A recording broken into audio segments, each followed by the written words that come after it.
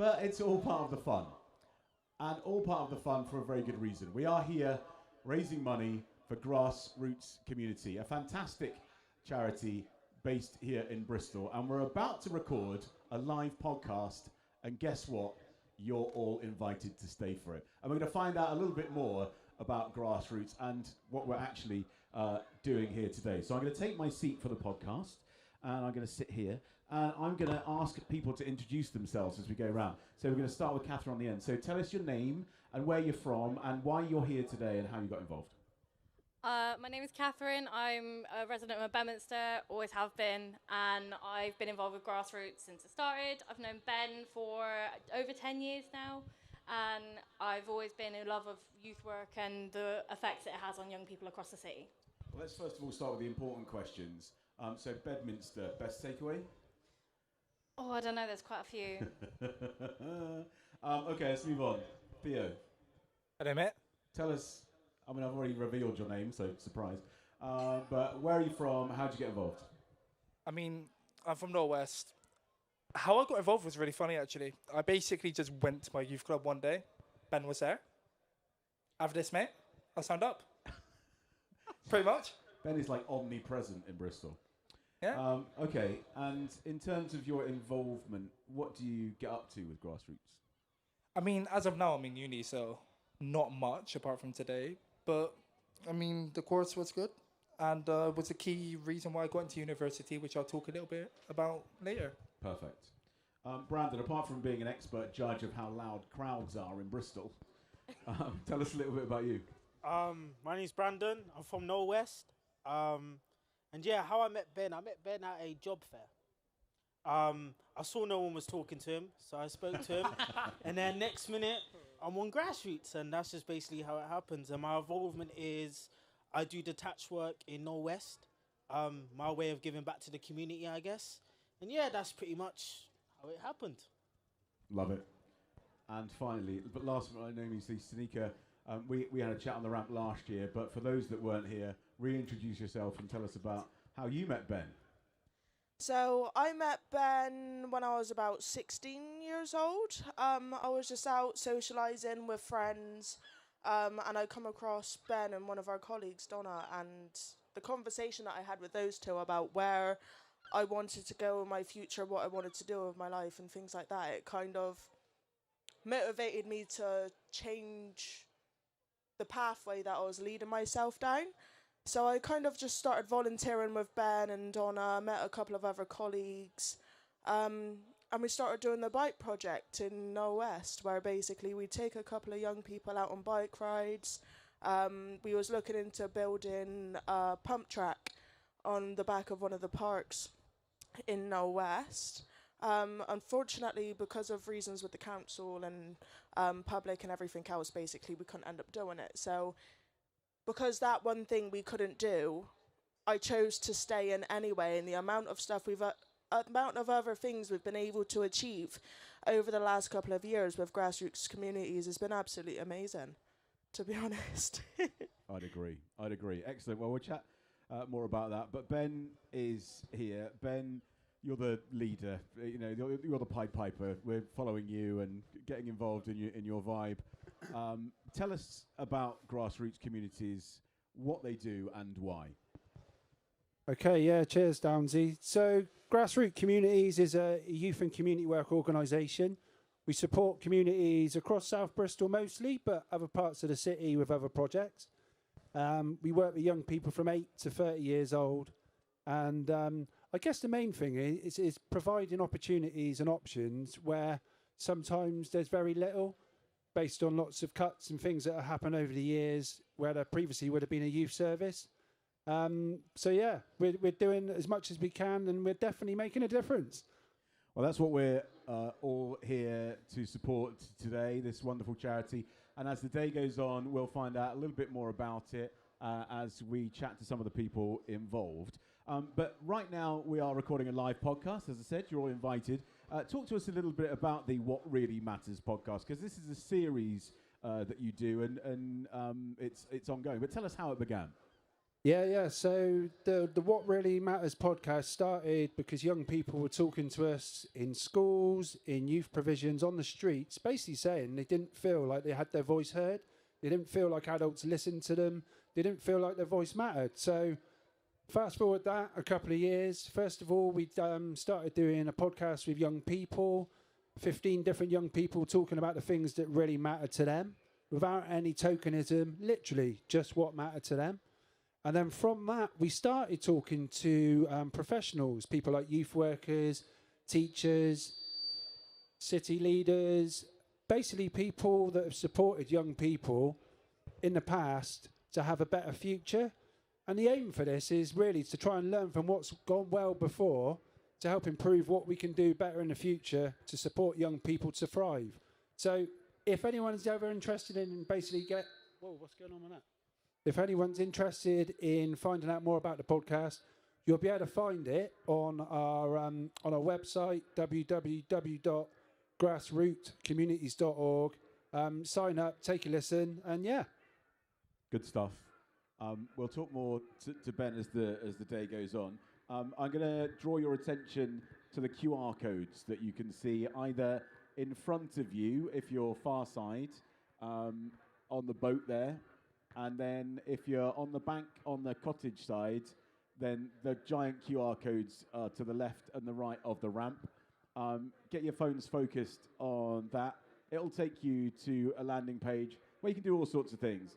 Firstly, that is donate to the Birdman. They're also on all the buckets as well.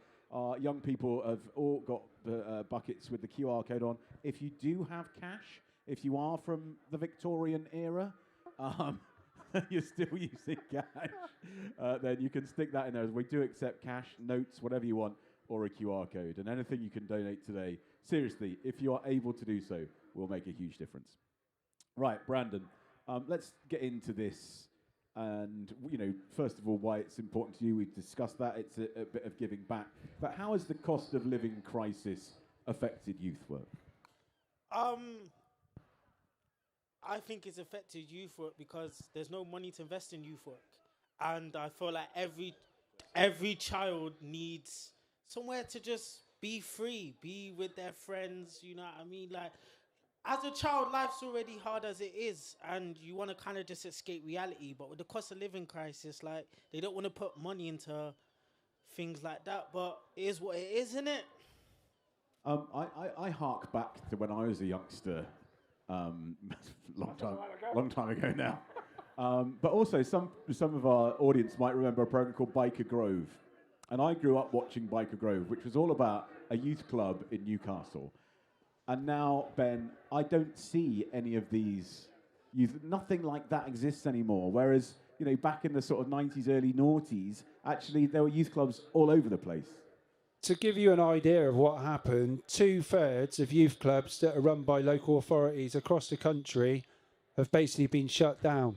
There's 70% of funding across the country to go towards youth work through the government, through the youth service, has been shut down. So you can imagine what is left is very limited, and it's the voluntary sector that have picked up the pieces and tried to do the best they can in challenging times. Well, let's go back to Brandon.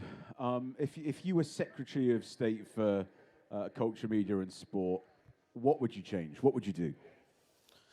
I would actually go to the poorer communities and actually talk to them and find out what they actually want and all of them things. Like, the only time I feel like them people really come to it is when they're trying to do their PR run and they're trying to do like their media campaign to get votes. So if I actually was it, like, my main focus is once a week I would go to these communities and speak to them and actually find out what they want and what can I do and find out what I can do to portray the next future in the future kids in a perfect direction.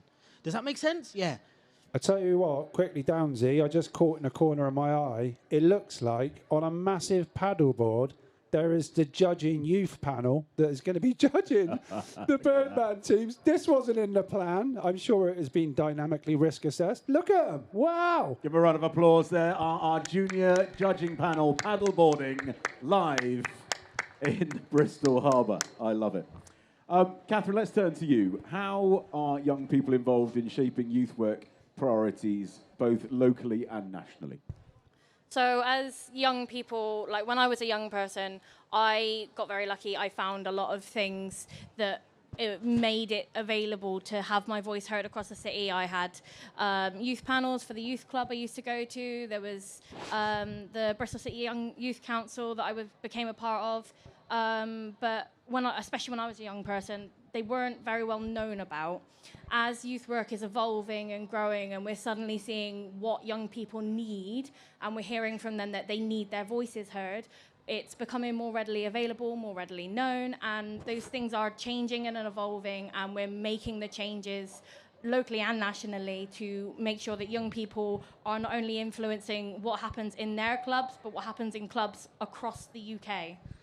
So this is, going back to a little bit about what Brandon was talking about actually talking to young people, finding out what they need, and, then sort of taking action. In your experience, Catherine, as you've, obviously been involved with grassroots communities, if you could give a reason why people should, donate £1 or £2 or £10, what is the one reason you would give today as to why, if people can and are able, should donate? If you can and are able to donate, the £1 that you donate will be matched by up to 100, 150 people without you even knowing it. And that little bit of money can go so far to putting young people, creating a course, going to an experience that will make them find what they love about the life and help them see where they want to go, and therefore know what they need from their youth workers and their youth clubs. That helps them influence their area and their life going forwards, helping young people make themselves better. Well said, Catherine. Thank you. Okay, Tanika, I'm going to hark back to my experience of youth club, which was a bit of Biker Grove and a bit of Witney in Oxfordshire, where I grew up. One of the major storylines that TV programs take about young people is, that sort of slow slide into violence and crime, etc. And then the story was that, Biker Grove was there to save these people, to give them something to do. Fast forward into today, talk to us about the ages that young people are vulnerable to this violence and now especially knife crime and gang violence. So from my personal perspective, a lot of these young people that are getting involved in violent crime, knife crime, drug crimes and everything else, from what I've noticed, it goes from young people aged from sometimes 12 to 16 and older. Essentially, there's not like a specific age bracket for these young people, but a lot of it is early teens and developing teens and everything else, which is such a shame, basically, because we need youth workers. We need us youth workers, basically, to be engaging with these young people, to show them violence and such a negative aspect of life isn't essentially the way to go, So we're here to basically just influence these young people to find essentially stepping stones down the yellow brick road, basically. Well put. Bristol especially, I mean, I know it's probably prevalent across the UK, but we've had some, real stark stories in the last couple of years of, young people being involved in these worlds and, people losing their lives because they're in the wrong place at the right time with the wrong people. Yeah. My day job these days is at ITV News, and, we report on stories like this way more than anyone would ever like to. So how can communities better protect young people? Essentially, just pointing out things that aren't right, if I'm honest with you, is if you see something that isn't right, 9 times out of 10, just trust it, go with your gut, and just speak to these young people, speak to someone that you see that could be in potential risk, speak to someone, just the power of your voice, the power of just a friendly smile or being polite, It could open gateways to conversation, which a young person could have just had an argument with their mum and they're just stood out on the street just fuming because they've had an argument with their mum, or somebody could have been kicked out of their house. Somebody could even be used in gangs and things like that, Ben, it's a different world that young people grow up in today than perhaps some of the older members of the audience today, isn't it? Yeah, it is, but I would say there's a lot of similarities as well. I guess the difference for me is there's less opportunities for young people. In some ways, there's more opportunities in other ways. I guess if you look at the digital world, yeah, there's lots of opportunities there. For me, all the chat about problems with youth violence and challenges that many communities are facing, early intervention is a huge part of that. Having people that are there to support young people with connection, with care, dare I say it, a little bit of love. It's like an extended family, a lot of these youth provisions. And to be honest, these guys up here, I feel like they're extended family to me. They might not like that, but I do. And I think that amount of love and care directs people into the right direction, and it stops them getting involved in those things. And even if they do get involved in those things, it's someone that they will talk to about them, knowing they won't be judged and they can be supported in the right direction. The flip side to that as well, I guess, is yes, there's people involved in this stuff now. But we do things like detached youth working, which engage young people out on the streets where they choose to hang out. And if you've got the right staff, 9 times out of 10 that are local, that are trained, that are capable of engaging young people in challenging situations, if they can build those relationships at the right time, they can redirect young people into a more positive pathway. Let's be honest, no one really wants to be involved in getting involved in violence or crime. It's generally because of the situation and the cards they've been dealt in life. And I think we've got the challenge is to support young people into different opportunities, whether that be youth provision, whether that be jobs, whatever it might be. There's always another way, and we just need the people out there to engage with young people to provide those opportunities. And dare I say it, that needs investment. And that's part of the reason why we are here today. You are listening to a live podcast today. It's the What Really Matters podcast. We are here on the stage/ramp on the Bristol Birdman Day in 2026. We're talking with the gathered young people here that are either connected to or have been through programs with Grassroot Communities, a fantastic organisation here in Bristol. Let's turn to Theo now. So a lot of people say, I don't use any of the things that I learned at school. Like trigonometry comes to mind. You go, why was I ever taught that? So why aren't things like confidence and life skills and opportunity support built into mainstream education, do you think, Theo? I mean, I don't know. I think a lot of schools are just focused on trying to teach in a way that they've always taught, right? A very traditional manner. Get these so-on qualifications, you go on, you go to uni, or you do something and you get a job. But I think that's all the reason is. It's just people are stuck in their ways. Education isn't progressive enough.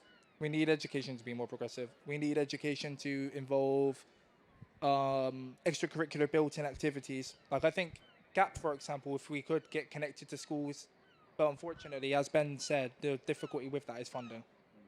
Schools need to be funded. Youth centres need to be funded. Everything needs to be funded. I don't know the exact statistics, but I'm pretty sure it was something like under the last Conservative government and now this government, I think it's like 70 to 80% of schools are in the red. Get that funding up, get links going, get children in extracurricular activities that push them to build that confidence, integrate that with current lessons, and then you'll see confidence skyrocket. How did being involved in these programs affect you personally? I mean, most of my involvement at GAP was actually post-education, so post-sixth form. But as someone who decided they wanted to go to uni very late in the year, and I mean after my A-levels, I wanted to go to uni, and then I was like, maybe I'll do a business apprenticeship. And I was like, that's a boring office job. No one wants a boring office job. And then last minute, I was like, I want to go to uni. And then 2 weeks later, I was out the door in my sixth form on my own. They offered me help, but, the key part of my help and confidence came from GAP specifically, sitting down with not only Ben and various members of staff, but also the staff that I met on my work placement when I volunteered in Barton Hill Academy, shadowing a special educational needs teacher. They helped me apply. Also, Creative Youth Network, shout out to them. They also helped me as well. it's all those things that need more funding to be able to give more of what they currently give. Because without those, I wouldn't go into uni 100%. Fair to say, Theo, that it changed your life. Oh yeah, 100%. So, Catherine, let me come back to you a minute. How do, we talked here, 3 or 4 people have already mentioned on this stage that actually we need more funding and that actually this needs investment. Why do you think that it isn't being invested in? And what if you had a magic wand, what would you do? What would you do to make it better? I couldn't exactly tell you. I'm not fully...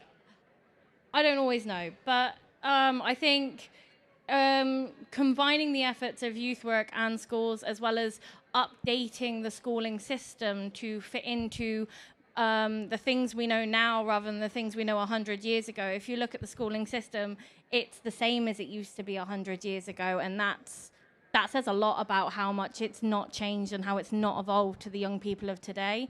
The schooling system would need, I think, a kind of overhaul, as well as more staffing, again, more funding, and the curriculum needs to change. It needs to involve more things like more PSHE, more skills you actually use in life, like how to build a business, how to do your taxes, how to, even little things like having a work-life balance. Not a lot of young people know that, and so they go into a working environment and they spend all time working, and then they wonder why they burn out. And actually, not a lot of young people are aware of the issues of the world that can affect them without them even knowing, because it's not taught in schools. And we rely on youth work to teach young people about that, but youth work can't reach everyone, unfortunately, not as it is.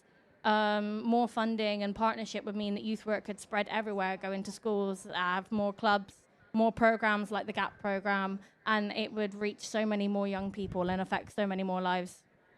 Theo, back to you just for a second. Why isn't there more investment in youth work then currently? Plenty of dodgy political parties who, again, are just too stuck in their ways. I mean, that's what it is. I mean, what else can I say? It literally is the parties that don't see young people as valuable enough. I don't want to say we're just assets, but if we actually look at a political model, we are such powerful assets that if we're actually given the right support and driven in the right direction, we can make a huge difference in the country, right?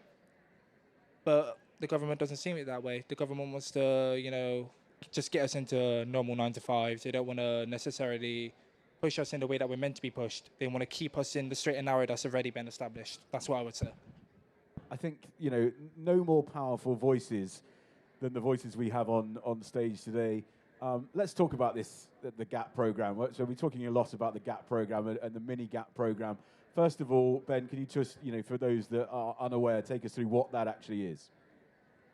Okay, yeah. So the GAP program come out of about 7 years of chatting to young people, going to community meetings, talking to local residents.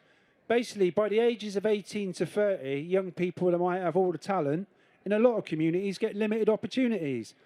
One of the things that we set GAP up for was to support young people to learn skills for life, the things that really matter to them. Problem solving, communication, teamwork, all that kind of stuff. There's lots of different layers to what the young people learn. It's all through experiential learning, so anyone can do this kind of stuff. But as well as that, there are certain sections, so things on social action projects, so young people will go and deliver social action projects in the evenings, supporting you when you were younger, or maybe you did get that support and you know the difference it makes. Give a couple of quid, because it literally could be life-changing.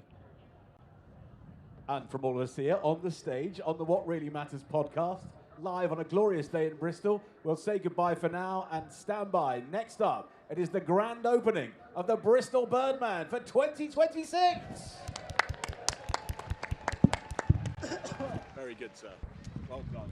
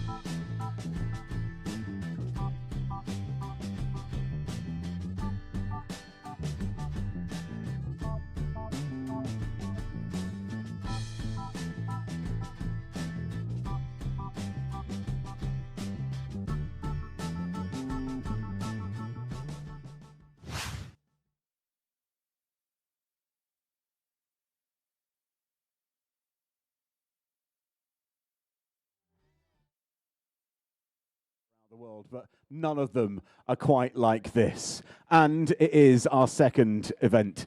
The man that made it all possible is with me here on the ramp. It's Ben Carpenter from Grassroots Communities, a charity based here in Bristol.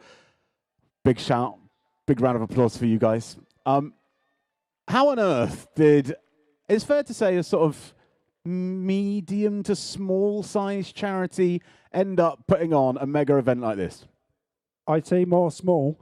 But when you look at the crowd, I mean, I asked the question myself, how did we do this? Well, I can tell you, just a lot of help and support from a lot of passionate people that are committed to the work that we do.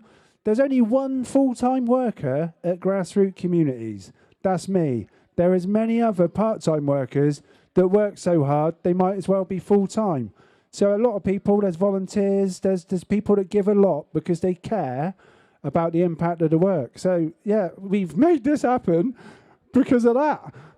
And what a day it is going to be. You can expect fun, you can expect thrills, you can expect...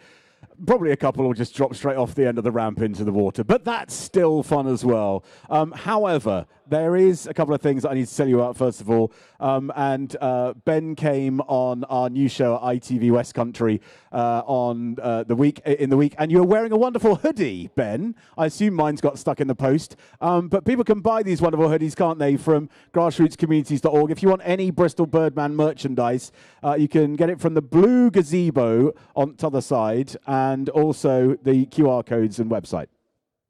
Very good. Where is the blue gazebo? So you've got one blue gazebo opposite the ramp, just over the bridge, and then you've got another blue gazebo just behind the ramp.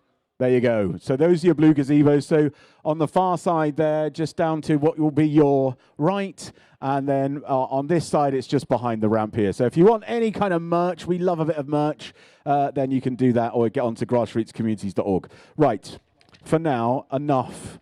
What we need to do is get into the action. Please welcome our first team. They are daring to go first across the water here in Bristol. Please welcome to the stage the Bristol Beer Factory.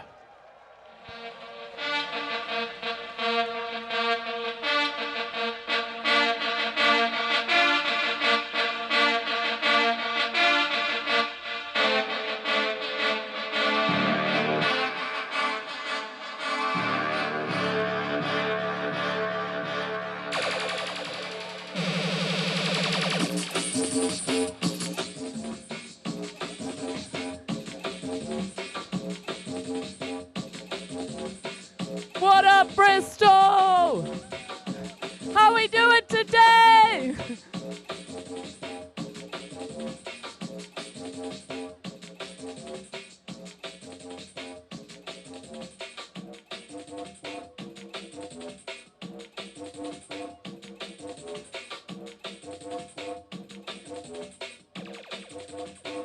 All right, Bristol. I'm a brewer from Bristol Beer Factory. And I've got some absolute superstars from the brewery here with me today. First up, please welcome the backbone of beer, the foundation of flavor, Cereal Grain. Hey everyone! You can call me Malt, and I make fermentable sugars. Woo! That's absolutely thrilling. Next up, we've got... Hi everyone, I'm Hops, and I'm kind of a great deal. All right, I'm sure we're all equally important. Last but not least... The magical ingredient, yeast! My brother from another mother. Boo. Mix them all together, do a few more technical things, and what do you get? Beer! Beer. This one is 0.5% alcohol and 99% good vibes. Please welcome our Bristol Beer Factory flyer, a can of Clearhead! Bristol, how are you out of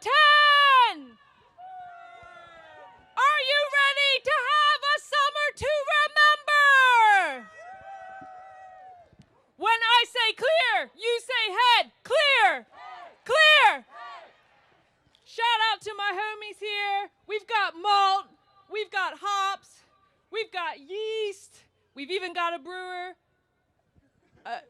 I sort of feel like we're still missing something. I think you're right. We're missing the final ingredient, the thing that makes this beer possible. Everyone, give a big Bristol welcome to Brew to Give! How are we doing, Bristol? I'm Brew to Give, a magic ingredient that gives 2% of every brewery sale back to local charities like Grassroot Communities. Since I got added to the brews, we've raised more than £700,000 for Bristol. As you will hear today, place-based youth work can be transformational, especially for young people experiencing challenges at home, at school, or within themselves. That's why we've been supporting Grassroot Communities for 3 years. With our Brew to Give promise, every BBF beer you buy gives back.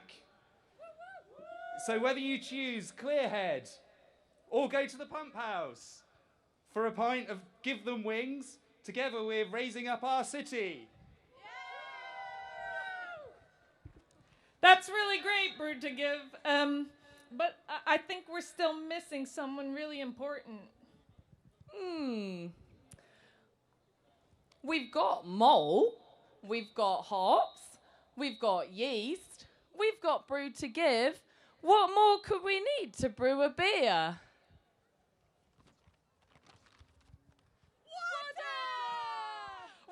Water!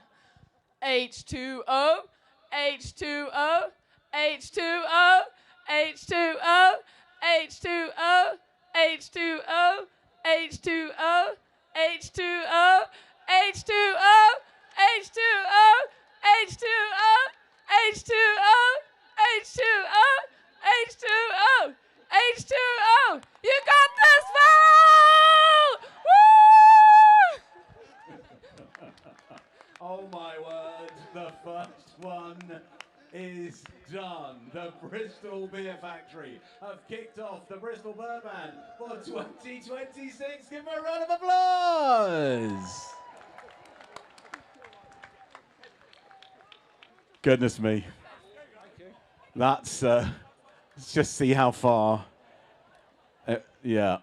Okay. Well, look, you know, we've set a first precedent.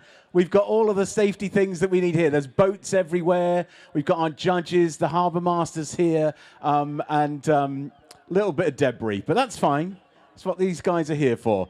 We all get that cleared away. Very good. Bristol Beer Factory then have kicked us off with our first one, and stand by. Next up, it is All Aboard Water Sports. Next, here on the ramp.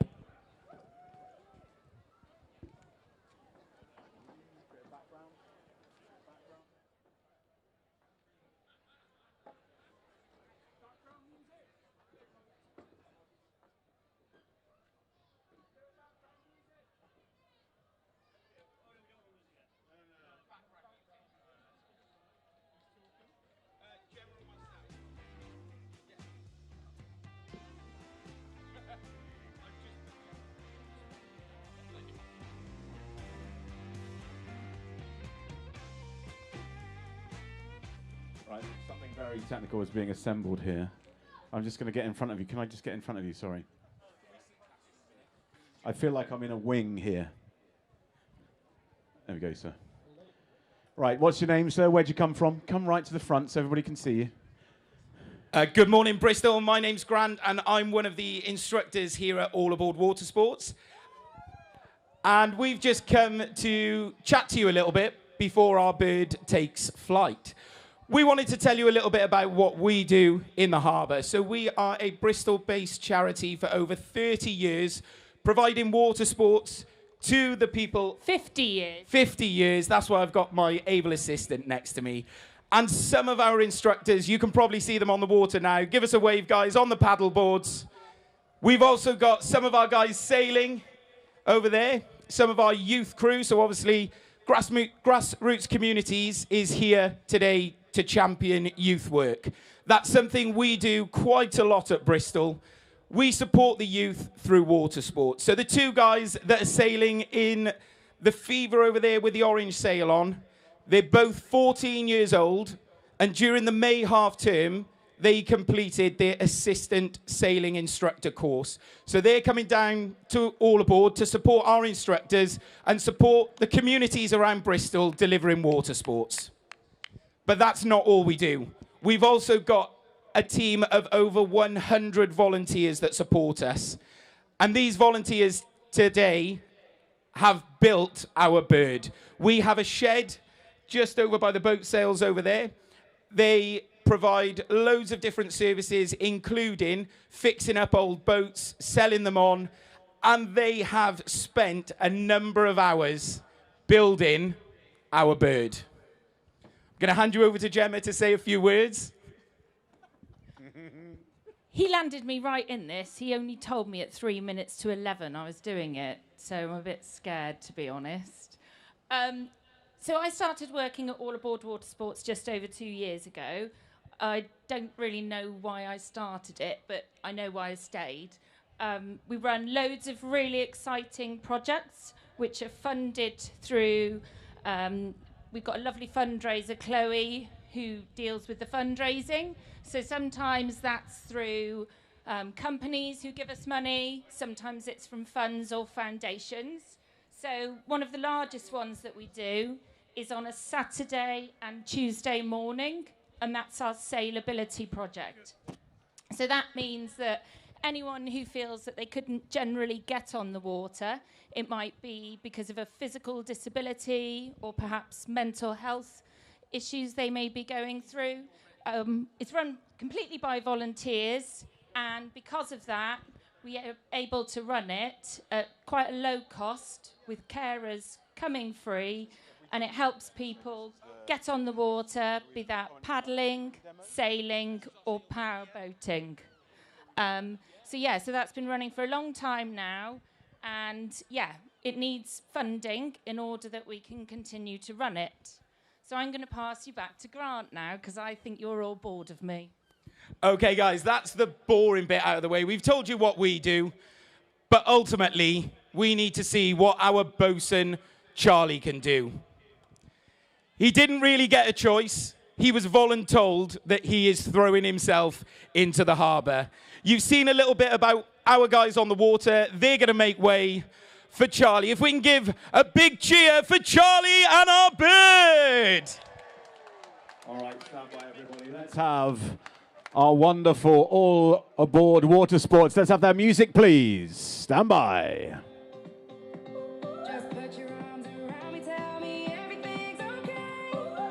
Nothing beats All Aboard Water Sports. From sailing and paddling to power boating and rowing, giving people of all ages and abilities the chance to get out on the water, building confidence, creating memories, and changing lives. And today, proving that not every great idea starts with a risk assessment.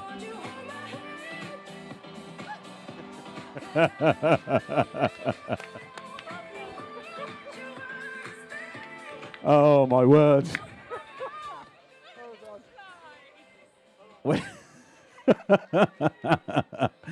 Oh dear, nothing beats, I love that, nothing beats an All Aboard Water Sports flight from the ramp. Thank you very much to Grant and to Gemma and to everybody at All Aboard Water Sports. Absolutely incredible.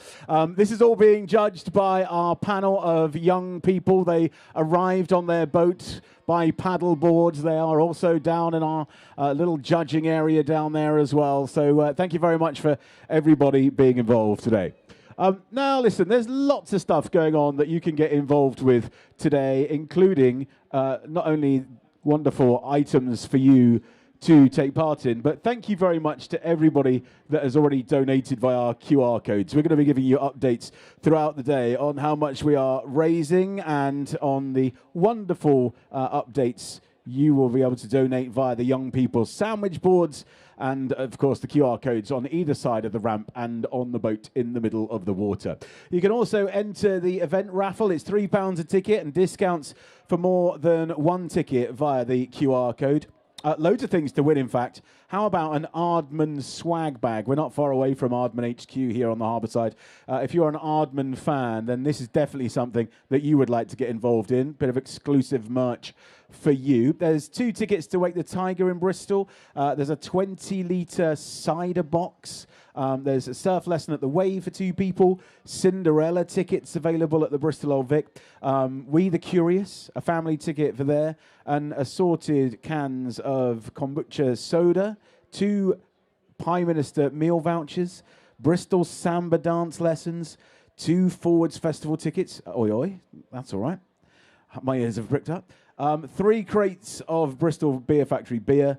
And, of course, Bristol Birdman merch as well. These are all tickets in our raffle. You can get the QR code, as I say, on the boat in front of you, on the young people's donation buckets, or either side of the ramp here. That'll take you to a landing page, or you can go to grassrootscommunities.org if you prefer to do typing. Enter the event raffle there for £3, and any of those things could be yours. Also, good luck to you if you're taking part in the Birdman Fancy Dress. It's our catwalk competition. If you are spotted wearing a bird outfit today, if you're in Birdman Fancy Dress, then we will come round and spot you. So you can win a prize as well. All of that, plus learning more about the GAP programme that we've been talking about. And you can check out Grassroots Communities employment opportunities, or via the QR code, or online at grassrootscommunities.org.uk. Right, thank you very much for coming out today. Next up, it is going to be another incredible jump attempt. Where on earth will this all end up? Will there be an actual flight, or will it be another plop just off the end of the ramp? We are welcoming Eastside Community Trust and Scrap Store next. So, Jackie, there's in there. That still works. It's all down there, doesn't it? Yeah. Yeah. See what that key is.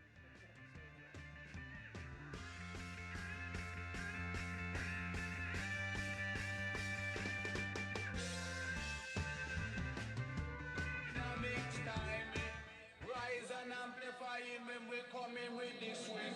Just harmonize it. Climb into position, we synchronize it. Live from outer ghetto, we maximize it. Some of the Hoover mother, we super styling.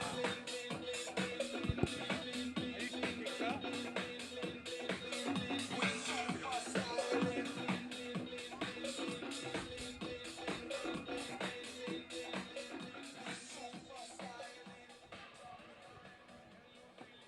Hello, hello, hello.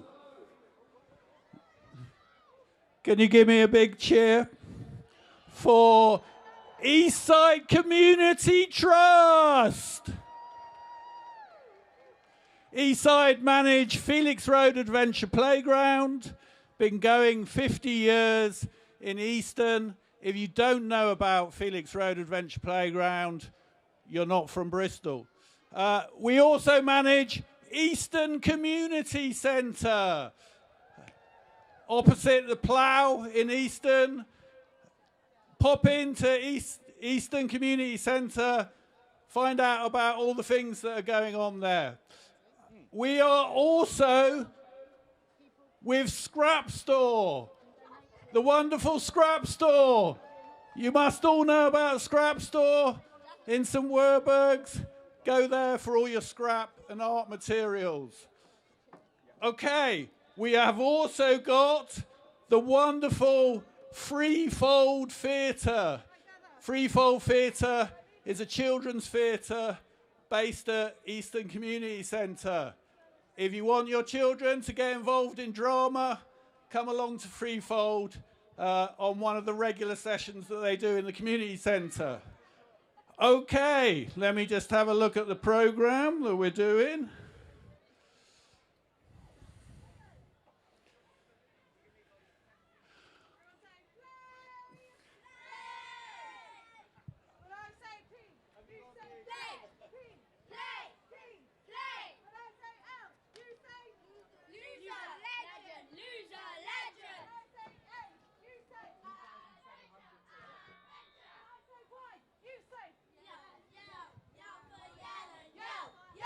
Yo,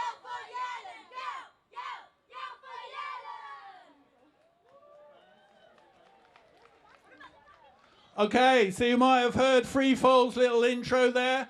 They're doing a shout of yell for Yelland because our pilot today is our one and only CEO, Stacey Yelland. If you don't know Stacey, you're not from Bristol. She's been around for over 20 years. She's the CEO of our amazing Eastside Community Trust, and she'd like to say a few words for you. You might have noticed our two banners, Birdwoman, because Stacey is a woman, and Disrupt Misogyny. That's one of our programs at Eastside Community Trust. So we're all about disrupting misogyny today. Okay, so Stacey wants to say a few words. Yeah, disrupt misogyny. Let's hear it from the women and girls. Disrupt misogyny, Bristol. Okay, Stacey's going to say a few words. Hello, Bristol. So today we're also here to champion children's right to play. Right to play. So children's right to play is protected as a basic human right by the United Nations. And today our human rights are under threat. So the children around the world are denied the right to play by war, poverty, and the choices of politicians. So we all urge you to remember how important it is to protect all our human rights and our right to play. So from everyone here at Eastside, Threefold and Children's Scrap Store, we want to say we protect the Equality Act, protect human rights, and power to children.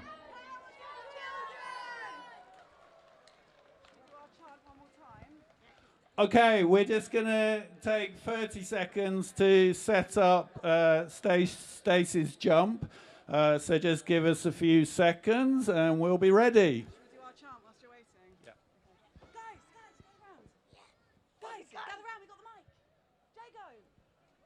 When I say P, you say Play. P. Play. P. Play. When I say L, you say Loser. Legend. Loser. Legend. When I say A, you say Adventure. Adventure. When I say Y, you say Yell. Yell. Yell for Yelland. Yell. Yell. Yell for Yelland. Yell. Yell. Yell for Yelland. When I say mac and cheese, you say Mac and cheese. Mac and cheese. Mac and cheese. When I say P, you say play. P. Play. P. Play. When I say L, you say Loser. Legend. Loser. Legend. When I say A, you say Adventure. Adventure. When I say Y, you say Yell. Yell. Yell for Yelland. Yell. Yell. Yell for Yelland. Yell. Yell. Yell for Yelland. Put your hands together, Bristol! Yes. Ready? Are you ready? She's gonna fly. When I say P, you say play. When I say P, you say Play. P. Play. P. Play. When I say L, you say Loser. Legend. Loser. Legend. When I say A, you say Adventure. Adventure. When I say Y, you say Yell. Yell. Yell for Yelland. Yell. Yell. Yell for Yelland. Yell. Yell. Yell for Yelland. How's the crowd looking today, Chalian? Good. Yeah. What do you like out there? Assalamu alaikum. It's very good. Yeah, how are the people of Bristol looking? Are they looking beautiful today? Yeah. What did you say? Alrighty then, gathered audience, here we are, ready for our next flight. It is Eastside Community Trust and Scrap Store. Just how far are we going to fly? We've got a big, what looks like a parachute. It looks like it's made out of some sort of quilted material. It's being aided and abetted by some leaf blowers. I'm not sure how much help that's going to give, but over to the team, Eastside Community Trust and Scrap Store. Guys, when I say P, you say Play. P. Play. P. Play. When I say L, you say Loser. Legend. Loser. Legend. When I say A, you say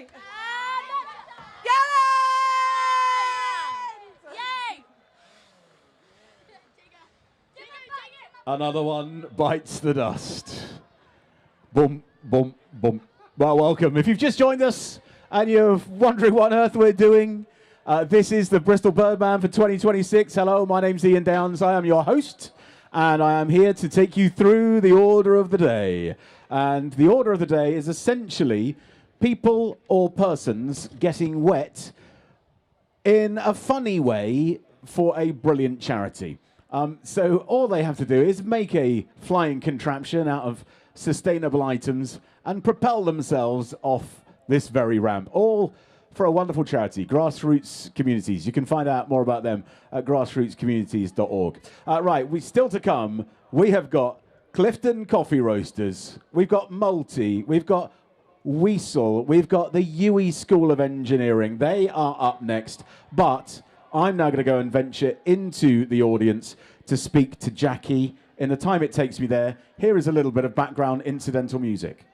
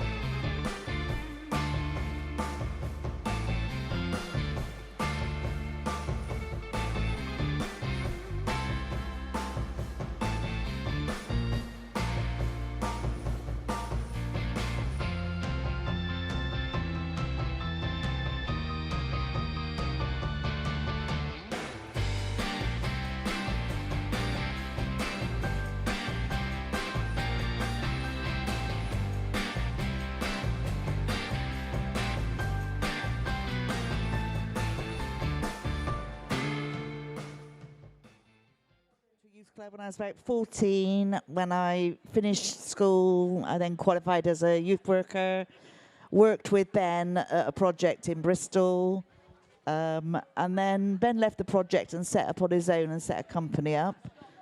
So I joined as a trustee. And what sort of work do you have to get involved in as a trustee? What does a trustee do? Basically, support Ben and the work he does. Look at different ways we can support staff with policies. Basically, it's meeting bi-monthly, discuss what the project is, make sure that what we're delivering is what the need is from young people. And what would you consider as some of the most successful projects that you've worked with Grassroots and Ben?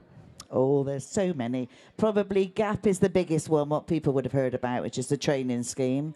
But also a load of nature projects, recovering families, so like kids and dads who may have lost a relationship, getting them back together, taking them out and just working with them in nature really, just get them to appreciate what's around them.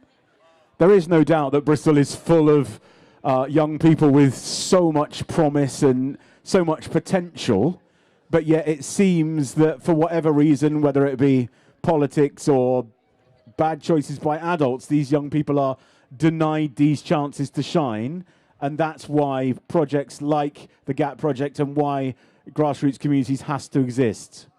Yeah, exactly. And I think especially for places like South Bristol, who, you know, the social mobility of young people in that area is probably one of the worst in the country. Young people tend to stay local and don't get the chance that other kids in Bristol in other areas get. So projects like Grassroots, which in, you know, we've got very resilient young people in South Bristol, a lot of skills, a lot of talents, but they're just not got the opportunity to shine.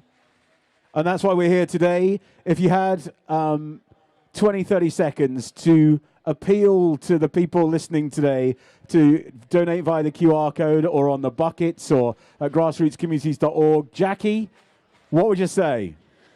Every young person should have the same opportunities to do what they want to do, to make positive choices in their life. Just giving £1, if every single person just donated £1, the difference we could make to young people would be massive.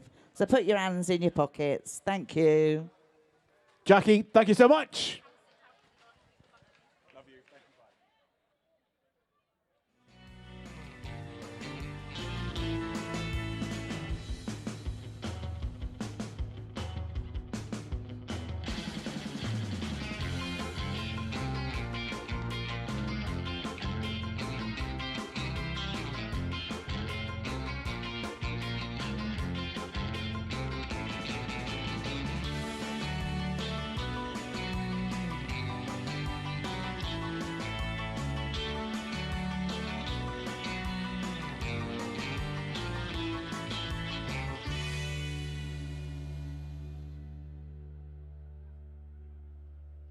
Lovely.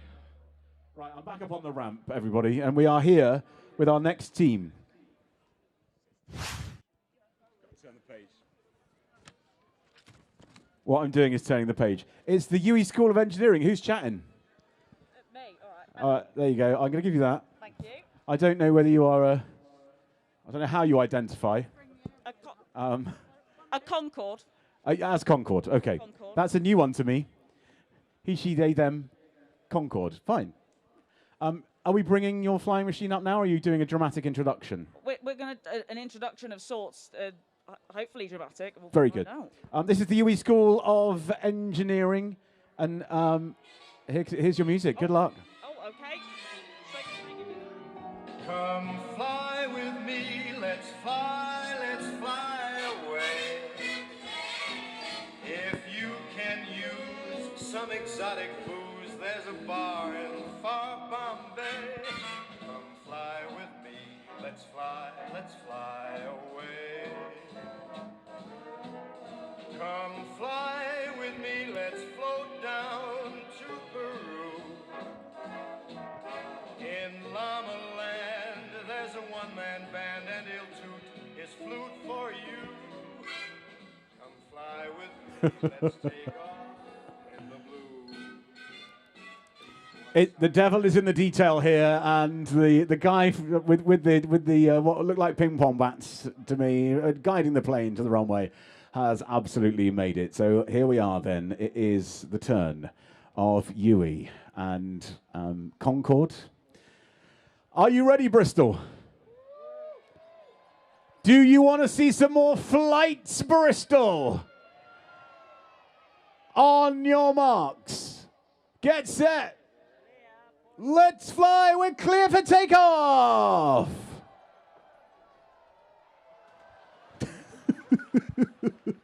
Give it a round of applause, amazing work.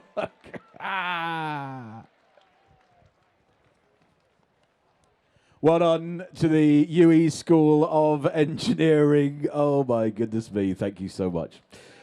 Now listen, don't forget, of course, to anyone that wants to try on any Bristol Birdman merch, we've got our two lovely blue gazebos. If you are on the far side to the ramp, it's on the path up towards the pump house. Blue gazebo there, just opposite the harbour master's office. And on this side, the blue gazebo is just behind the ramp. Jackie is going to be near the blue gazebo. And don't forget, any lost children, make your way to the blue gazebos on either side of the water. If you've unfortunately misplaced the child, that is where you will find them this afternoon. Thank you so much for coming out and supporting the Bristol Birdman for 2026. Little shameless plug. It's Ian Downs here. I currently work for ITV West Country, and we are here today filming. So make sure you watch our Tea Time News a little bit later on, and you may well see yourself on the telly. ITV West Country on air a little bit later on, and in the meantime we continue with our wonderful flights. Next up, it is Puppet Palace and Weasel. They are going to be up here on the way very shortly indeed. Puppet Place and Wessel is what I meant to say, of course. Puppet Place and Wessel are on the way very shortly indeed. They are flying next right here at the Bristol Birdman for 2026.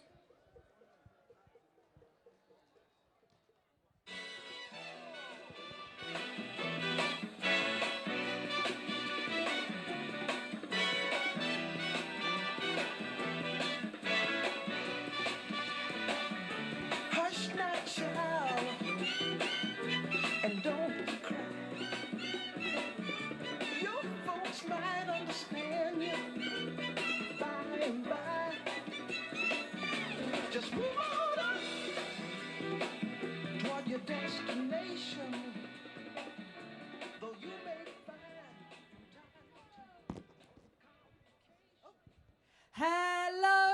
Bristol! We are Wessel and Puppet Place, and we're here to introduce you to our very special friend. Puppet Place is the charity that is based here on Bristol harbourside, championing the art form of puppetry for all. And Wessel has brought along our lovely caterpillar, Cecil. Shall we find out a little bit more about them? Woo, here we are. Woo! Thanks, Kat. I'm just going to introduce Cecil, our amazing caterpillar. Cecil isn't just any caterpillar. Cecil was born from the heart of our very logo, our Wessel logo. So for those of you who don't know who Wessel is a charity that supports thousands of disabled children, young people and adults every year across Bristol. If you don't know who we are, look us up. We've made Cecil with the children and young people that come to our groups. And we've got our beautiful supporting butterflies here today. So, Cecil has awoken from a sleepy slumber. He's very hungry. So before he jumps, we'd like to feed him. And our supporting butterflies have got some fruit. Hold up the fruit. If you can see the fruit, please shout. We've got banana, carrot, strawberry, or pineapple. Shout which one you'd like us to feed Cecil. I can hear banana. Let's give him a banana. Open wide, Cecil. As Cecil eats, watch him unfurl from his sleepy slumber. Ooh! Cheer for Cecil, cheer for Cecil. He's getting ready for the biggest moment of his life. Should we give him one more fruit before he jumps? Can I just say that a carrot is a vegetable, not a fruit? No, that's what I don't want to get involved, but... Please don't ruin our story. Okay, sorry. Did you hear that we're a disabled charity? Thank you very much. Okay, strawberry, pineapple, carrot vegetable. Let's give Cecil the carrot vegetable, give him a balanced diet. Okay, Cecil, open wide. You're getting a carrot vegetable now. Cecil is fully unfurled.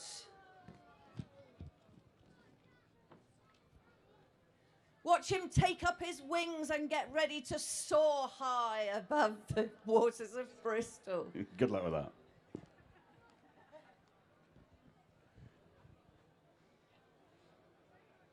Fly, fly, my beauty. Everyone shout for Cecil. Cecil, Cecil, Cecil, Cecil, Cecil, Cecil, Cecil. Woo!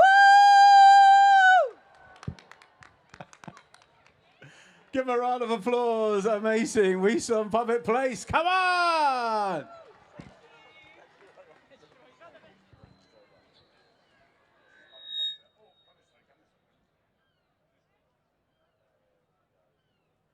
Lovely. What's your name, sir? Owen. Owen. Tell us how you are involved here at the Grassroots Communities charity. I actually work for Grassroots Communities as detached youth worker in Knoll. Okay, what's the impact on young people then in your sort of genre, in your area? Because you're involved in a multi-sports club. Yeah. Basically, it's trying to let children know we're all part of one team. In Knoll, obviously, there's a lot of deprivation and a lot of unemployment. A lot of the kids have gone without, and as you said before, a lot of the funding's gone for children. What we're there to do is just give them a hand, reassure them, and let them know there is people out there looking for all that, looking out for them. And a few years down the line, to see them grow up and better themselves, you've done a good job. What sort of personal satisfaction does it give you on a day like today, where obviously everybody is here to support the charity and have a great day? Oh, massive! It's a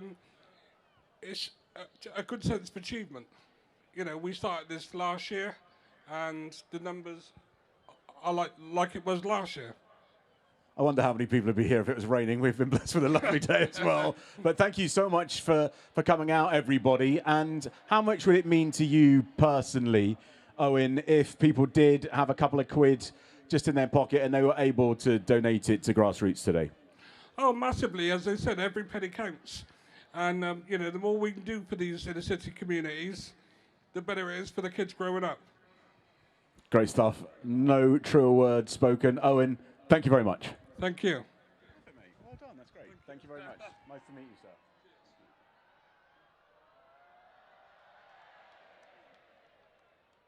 Right, I think what's going on here is objectifying paddleboarders. So we're waiting for. I think the game, from what I can understand, is you wait for someone to fall in and then you cheer. So I think that's what the other side. Now that's what the other side have decided to play. So ramp side, I don't know if we are involved in this game, but so and through they go. Thank you. Couldn't be better timed. Don't forget, whilst you are donating either via our QR code or at grassrootscommunities.org, you can actually donate to a specific team. So if you are here with any of our teams today, maybe one of the teams you've seen already, maybe Weasel, maybe UE School of Engineering, Bristol Beer Factory, if you are here with a specific group of people, or just like me, you love coffee. Now, I'm a massive fan of coffee, and the fact that Clifton Coffee are not only here with a wonderful entry, but also here sponsoring the event as well. I love Clifton Coffee. I'm going to say it out loud, hoping that they might just send me a free one. Thanks so much. Listen, you can donate via the QR code and at grassrootscommunities.org and vote with your money for your favourite team today. All will be revealed a little bit later on, and our next team is going to be Mooty.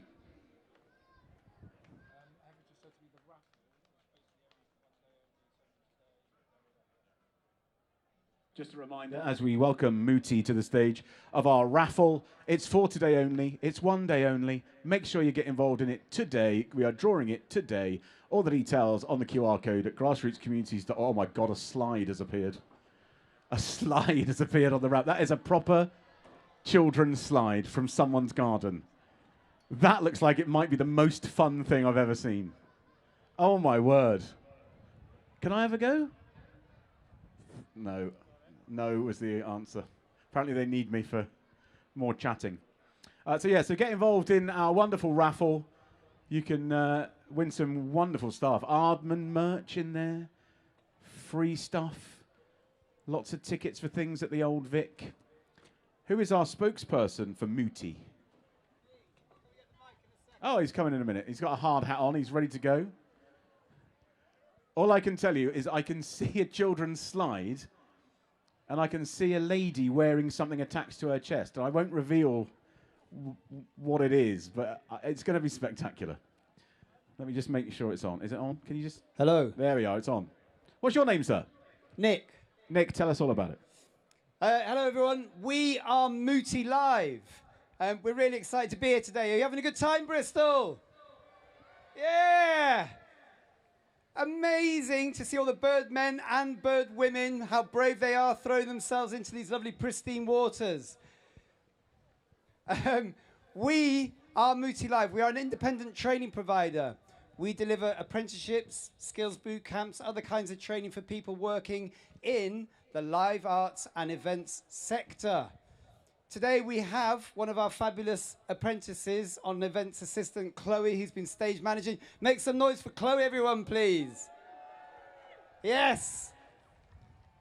Apprenticeships are the way forward. With 1 million young people out of work, employment, or training, we need more companies to be taking people on, and working in live arts and events like this is fantastic. So that's what we do. You can find out more about us at www.muti, that's muti.live.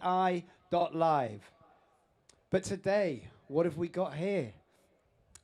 We know, don't we, Bristol, being from here, that really there's only one way to soar, and that's to let the music of the rave lift you up and carry you away. So shall we have a party?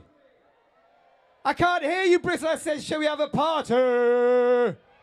That's more like it. DJ, let's go.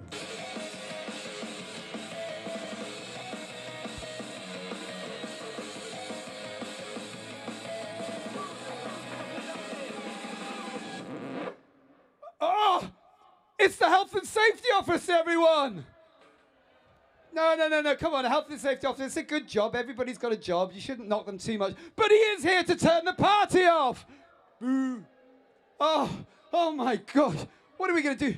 Well, hopefully all this very high-end sound equipment has been installed by Multi-Live apprentices. So hopefully it should be good to go. But should we leave it to chance? I'm not sure we should. I think we should show the health and safety officer some love. Should we do that, ladies and gentlemen, boys and girls? I think we should. When I shout health, you shout safety. Health. Health. He can't hear you. We need to be louder, ladies and gentlemen. Health. Health. It's working. Come on, everybody. Keep going. I think he's going to allow us to get the party going. One more time. Health. Health. Yeah, he's giving it the thumbs up. Make some noise. Everybody, let's get this party started. DJ, let's go. Oh my gosh. We've got the fabled bird woman of the rave, the mythical one. She only appears at the finest parties, the very best raves. Let's see her fly. Should we see her fly, everyone? Yeah, make some noise.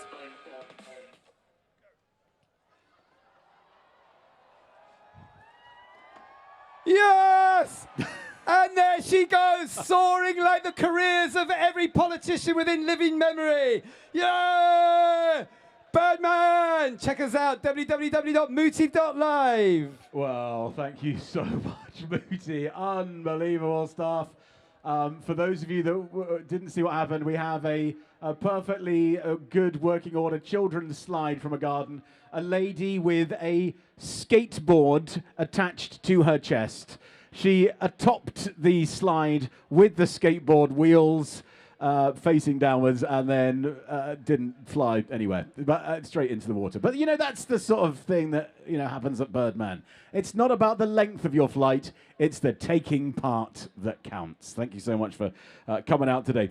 So Clifton Coffee Roasters are one of our event partners. All money made today from selling coffee from the Clifton Coffee Roasters coffee truck and £1 from each online Clifton Coffee Suspension Birdman collab house coffee beans or ground sales goes directly to Grassroots Communities. So a very happy 25th birthday to Clifton Coffee Roasters. They are going to be flying here today, but they are also one of our event partners. Thank you so much. I use Clifton Coffee at home. I don't mind saying it, and I think it is the best ever. And thank you so much for being with us today. All Aboard Water Sports are our event partners today as well. Thank you for providing all the on-water safety for the Bristol Birdman today. Also enter the team. You can vote for them with your money online at grassrootscommunities.org. And also the Yogscast. A massive thank you to the Yogscast team for providing the live stream for the Bristol Birdman event today. It is being streamed on Grassroots Communities YouTube page. And from the live stream, I can tell you that the amount of money raised so far at the Bristol Birdman for 2026 is £2,700. We'd like it to be a bit more than that, if you don't mind. Grassrootscommunities.org. Get the QR codes left and right on the ramp or on the boat in front of you or on any of our volunteers' buckets. And try and add to that if you can. We'll see if we can make the wonderful total increase as time goes by. Okay, next up, it is the wonderful team from Clifton Coffee Roasters. Who's speaking? Here he comes. A little bit of action. There's some plastic going on. Yeah, there's a bit of building going on. That's fine. I can see. I'll tell you what I can see from the ramp. I'll be your eyes. I can see what looks like a giant kite. And on the giant kite, we have some recycled Clifton Coffee Roasters plastic. There's an amount of gaffer tape. I can also see some beans of what look like coffee beans. That is what I can see thus far. There's some... they are... what do you call those things? Cable ties. That's it. Cable ties are now being added to the structure, waiting for a little bit of flight. What looks like the pilot is wearing enormous football socks. That are they? Oh no, they're all right. Okay, chicken legs. I got you. He's got those comedy chicken leg socks on, and there's a little bit of knife work going on. A little bit of Stanley knife work here, just being cut off. It's now a good opportunity to tell you how much I like Clifton coffee. Is that? You got a couple of. Oh, what? Thank you. Yeah, on the hush. Don't tell anyone. I genuinely love Clifton coffee. Served in every good group lounge, wherever you go in the UK, and at my place in Portishead. You're all welcome to come along. Right. Final cable ties being added to the flying machine. A few little warm-up exercises being done. little warm-ups here. Now, thus far, if you've missed any of the action at the Bristol Birdman, we haven't really had that much success in actual flight. The distance travelled is minimal. But don't worry about that. It's all about the taking part, and it's all about the action on the stage before the actual takeoff. And who doesn't like seeing people just fall in deep water? Just a bit of fun. All right, now these coffee bean bags are being held aloft now. Hessian sacks are being worn. Can I ask, is that what your coffee beans actually come in? These very ones. They're actual coffee bean bags. They smell of coffee? They smell a bit like fish, actually. I'm going to smell. Can I smell? Like fish and chips? They do. Why is that? Why does coffee beans smell like fish and chips? It's weird. Anyway, thank you. Okay, right. Final cable tie on.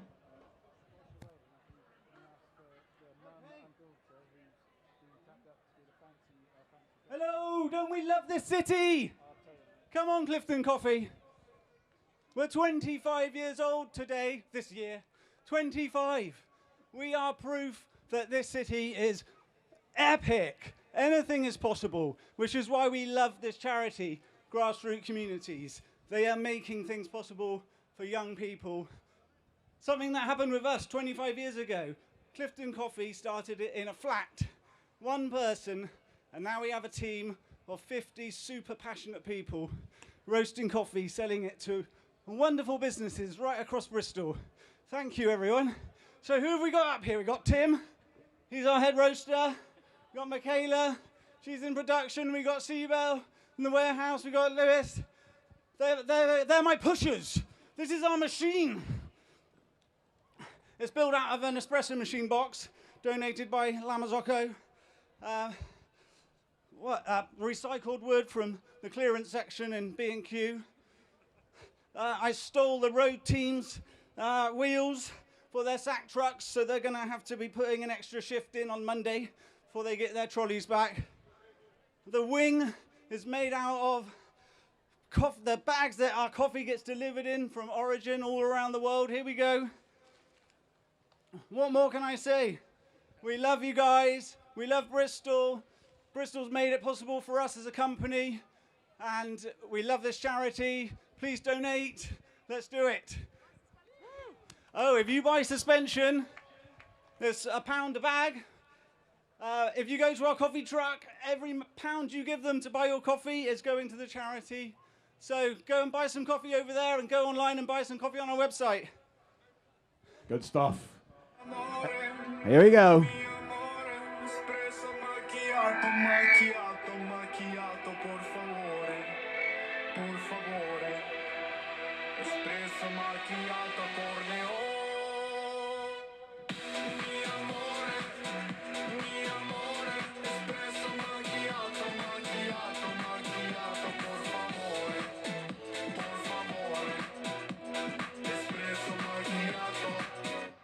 Espresso macchiato.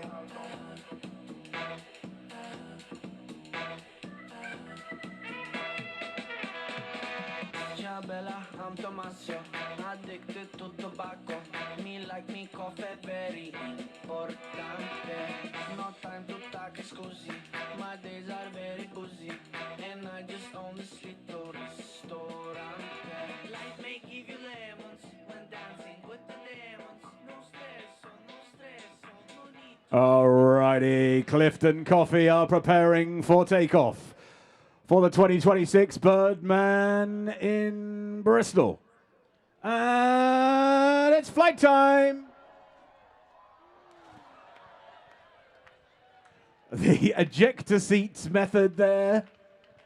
Not the first time we've seen that on the Birdman ramp. First time we've seen it today. Successful to a certain extent, I would suggest. And there is Ed. A proud man today to have flown in the Birdman. And Clifton Coffee are being very generous with their donations. So go and buy your coffees from the coffee truck on the harbourside here, just down by the cottage.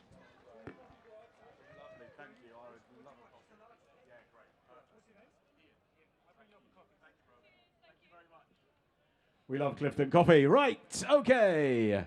Now then, we have a fancy dress competition going on here today, and I have a PSA to say, can the mum and the daughter that was picked out for the fancy dress competition please come to the ramp and see Ben, who's the very tall-looking man with a chicken hat on.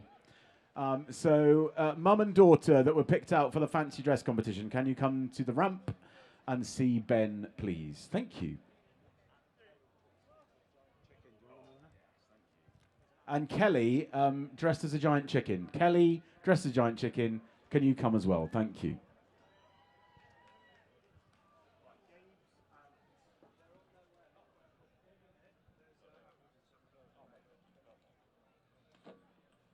Just give a shout out to some of our event supporters today. Thank you very much to the Grain Barge and Nova Scotia. They are sponsoring our ramp today. Precision Access Scaffold are our ramp builders. They've done a fine job. I've not fallen in yet. Mango Stone and 2601 Creative Print have created our trophies for today. Bristol Picture are doing our event photography. Bristol Community Ferry Boats have provided our VIP boat today. And Batala Bristol are doing our finale a little bit later on. Stick around for that. Just a little bit of health and safety. If you are out here watching Birdman, the UV is very high today. If you haven't applied any sun cream yet, make sure you stick some on. If you haven't got any, turn to the person next to you and ask them if they can borrow theirs. This is Bristol. We're all friends, right? And if next door have got something for lunch that looks quite nice, ask them if you can have some of that too. I'm sure they'll be willing to share. Yeah, make sure you're hydrated. If you've got doggies with you, make sure they're having a little break in the shade and having some water as well. Just a little reminder, there is a bit of a breeze around the harbour today, but the UV is as high as it can be. So trust me, you are burning even if you don't feel like you are. On that note, I'm about to reapply the sun cream to the back of my neck. And next up, we have more flying action for the Birdman for 2026.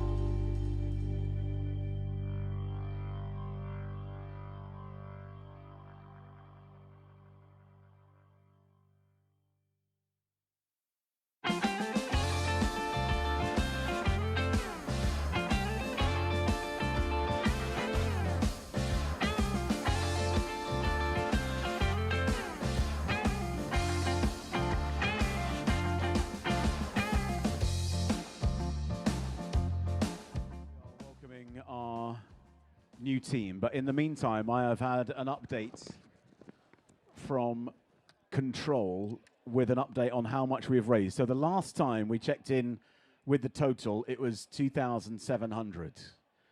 Now, I don't know, I've never attempted this before. I've done it at smaller events, but I wonder if the Harbourside can create a drum roll for me before I announce the total. So, with your feet, with your hands, with your mouths, whatever you want to do, drum roll, please. It's where the harbour wall collapses. The water escapes through hot wells. The total for the Birdman so far for 2026, we were at 2,700. We are now at £3,700. We've got up £1,000 in the last 20 minutes, which is absolutely fantastic. Every penny that you donate today goes to fantastic youth work that is taken out by Grassroots Communities. Every single pound that you donate makes a difference. You can donate for your favourite teams today. So if you want to wait for all the teams to have gone to see which is your favourite, you can then donate for that particular team. And at the end of the day, we will have a reward for the team that has raised the most money. QR codes either side of the ramp here or on the support boat. You can see where our judges are, the massive QR code there. The QR codes on any of the bins that are collecting money today, and also at our blue gazebos as well. If you haven't got a QR code thing, if you don't know how it works, if it's not your vibe, then just go to grassrootscommunities.org or find one of our volunteers today that have a bucket and stick your cash in there. And on behalf of the charity, thank you so much for coming out to support, and thank you so much for anything that you might be able to donate. Right, next up, more flying from the ramp. And the 91st Bristol Scouts and Harbour Masters are making their way to the stage very shortly. Speaking? Yeah. We're just going to do a little bit of talking and then Hello. Hello, Bristol. There's a lot of you. An awful lot of you. Look at you all. It's amazing. So we in the Scout movement do a lot of work with young people. It's very rewarding. It's very interesting, and we just get them doing stuff like watch their leader jump off a ramp into the water, which is all very lovely. But we. Because we do a lot of work with young people, it's interesting to come and support Grassroots today as well, who do, I think, probably more challenging work than we do. But really give to them, because I know that the young people get a lot out of it. And now I'm going to embarrass Clark, who's going to represent the Harbour Masters for a very brief moment. What do you want me to say? Come on. No. Okay, so Clark has declined the opportunity to speak in public, but the Harbour Masters are also here today helping make this happen. This would not be happening without their support. So let's have a little bit of noise for the Harbour Masters, please. Now, one of the things we do in Scouts is we encourage our young people to be creative and to get involved and to define their own programme to an extent. And what you're now about to see is the consequence of allowing them the freedom to do whatever they want to do. But they are a little bit shy, our Scouts, so they might need a little bit of encouragement. So if I say 91st, can you respond with a Scout? 91st. 91st! 91st! 91st! Play the music, please.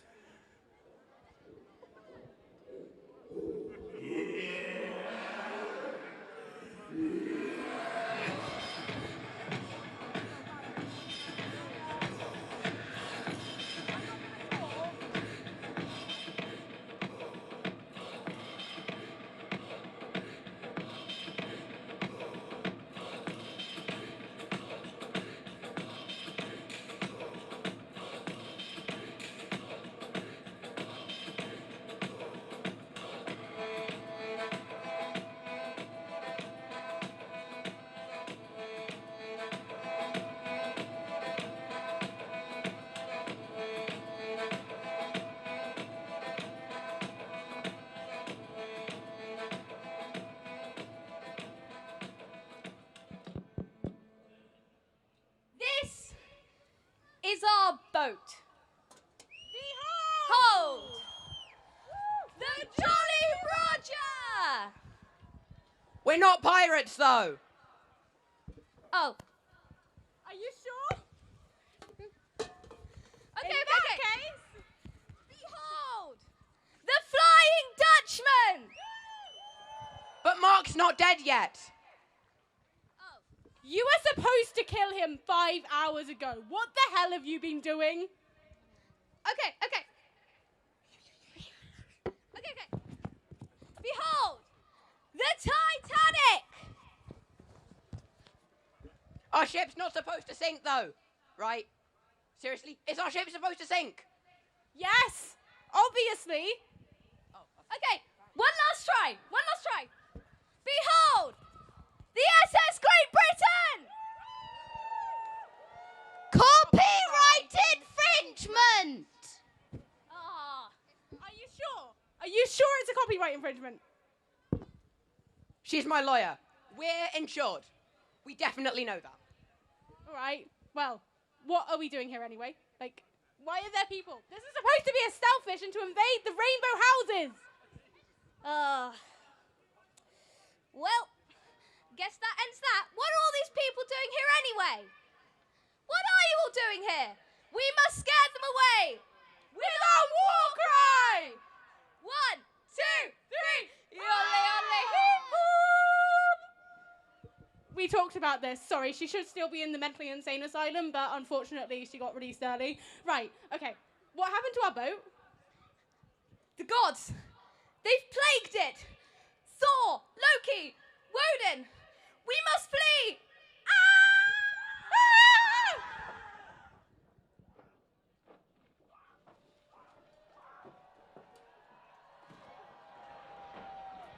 I have no idea what just happened. I'll be absolutely honest with you, but it was fun, wasn't it? Oh dear, well done. Thank you very much to our wonderful scouts and to the harbour masters as well.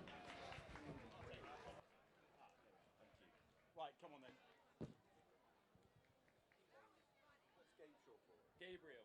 Or Gabes with an S. I like it. Gabes. Oh, mine's not on now. Hi, Gabes. Hello, everyone. Come forth, and Alicia, come forth. I know you're not going to talk, but you can come with us as well because Alicia's part of the program as well. So talk to us about your involvement because you do something called Creative Club. Yeah, so I do Creative Club now, but it all started back in 2024 when they were doing Mini Gap, which was the Grassroots Activators program. And I didn't really know what I was signing up for. I thought I was signing up for mentorship and to progress my avenues as a young person in Bristol. And it turned out to be so much more than that. And we ended up doing a community day in Barton Hill, which was absolutely fantastic, completely free for everyone that came along on the day. There was incredible things going on, and the community loved it up there. And ever since, Ben has never let go of me and has just kept giving me opportunities and amazing things to do. And now I'm suddenly stood up here on a ramp at the Bristol Birdman. He loves it. There is, I'm not going to lie, there is a bit of power up here, isn't there? Look at all these people here, and we thank you so much for coming out and turning up today. It is lots of fun, and we love watching Scoutmasters falling into the water. One of my favourite parts of the day. However, actually none of the work that you guys do can happen if it's not funded, and that's part of the reason why we're here today for asking people to donate. That's absolutely right. You guys, your Creative Club guys and girls, have got sandwich boards on today, and they're wandering around, and they've got our QR code and logo on. They certainly have, yeah. Me and Alicia and Martin have been working on some amazingly colourful donation boards, which the young people are walking around with today. So if you see their wonderfully smiley faces and colourful boards, make sure to give them a wave and scan that QR code and donate, because it all goes back into what we do at the Creative Club and the amazing youth work we do with the leadership opportunities. And everything we do is free for people like you in the Bristol community and the young people that we serve. So we talked to people about donating, but what about talking to people that might want to get involved? So this is a project for people aged 18 to 30. And what sort of person I mean, it's difficult to, I don't want to stereotype here, but perhaps people that are between ideas or not quite sure what they want to do? If you're at all lost or at a loose end, or you're not sure what exact pathway you're heading towards within Bristol, the Grassroots Activators program is really amazing, just to show you that there's more out there than maybe what you had in your sights, and that really getting involved with such like wholesome things like youth and community work actually can just be something you do throughout your whole life, no matter really what you're doing, whether you're doing creative things or you're trying to get a different job in Bristol. Like, it's for anyone who's young in Bristol looking to find the next thing and really like fill their heart with lovely stuff that they're doing. Everybody that I speak to about these programs, either they've been through it or they're involved by, as I say, being a mentor or being involved in the programs. They just have this air about them of, I love this. I love what I do. I love being involved in this. I loved going through it. Tanika earlier on said it was the best time of her life. She'd love to go back through it again. So how can you express that to people that perhaps do want to get involved? It's infectious, isn't it? It really is infectious, and being a facilitator at the Creative Club now, I've almost gone full circle when Ben was sort of mentoring us and trying to get us to do amazing community days in Bristol, and now I'm leading a Creative Club and seeing the smiles on the kids' faces down in Bedminster. It's just so wholesome. It really fills your heart. And I never really thought that was something I was going to be a part of, and now that I am, I'm never going to look back, honestly.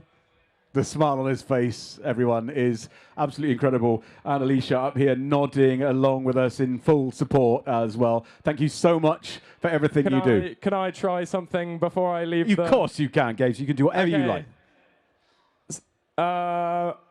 What am I going to try? I'm so excited. I say Bristol, you say Birdman, Bristol! Bristol! I say grassroot, you say communities, grassroot! Grassroot! Simon says have a great day! Amazing. Give a round of applause to Gabe, to Alicia, and to Martin out and about as well. Incredible work. Really, really inspiring. Thank you so much for your kind words today. If you would like to support, then make sure you click the QR code. If you would like to find out more about the Creative Club or the GAP programs and you would like to register for interest, same thing.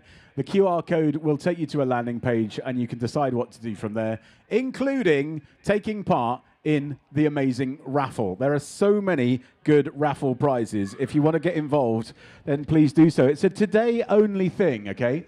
So all you need to do is go to the QR code, get onto our website, grassrootcommunities.org. You can win a bag of swag from Ardman.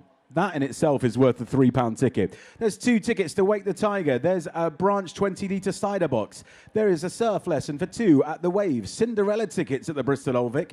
We the Curious Family ticket. We've got Prime Minister meal vouchers, samba dance lessons, Forwards Festival tickets, and crates of Bristol beer as well. Plus Bristol Birdman merch and Bakehouse Factory Christmas show tickets as well.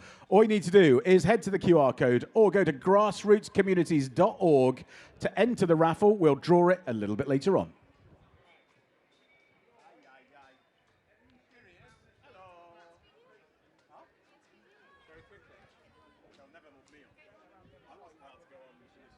Stop it. Shall we do it? Right, we'll put you in the package then.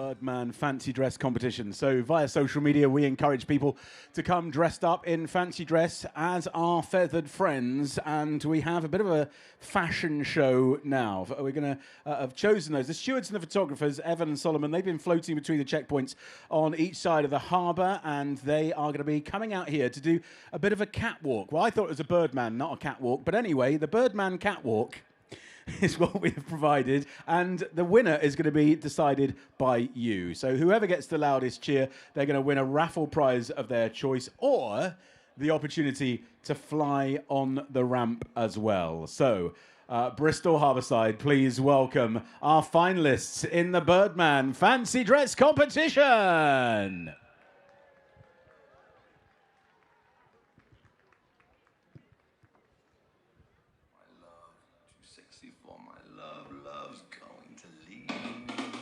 There we go. Right, a ginormous chicken. It's inflatable. It's full of air. It looks very warm in there, I'm not going to lie. No further than the yellow line, please. That's it. Ah, do your dance.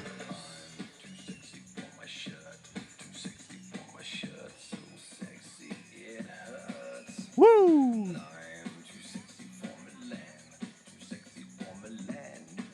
The chicken is really going for it, I'm not going to lie. Fantastic. All right then, Birdman, we have to decide who is going to be... Oh, did you just show your bottom to the audience then? I'm sure there was a chicken bottom shown to the audience. I'm not sure how well that will go down on the drone. Anyway, it's time for you to decide a winner. So is it going to be entrance number 1, our lovely mum and daughter with the parrot costume? Give a cheer! Or will it be the bottom showing chicken dancer? Oh, is that a tie? I think that's a tie. Give a round of applause to both of them. Congratulations, both our winners today here on the Bristol Birdman Fancy Dress Competition.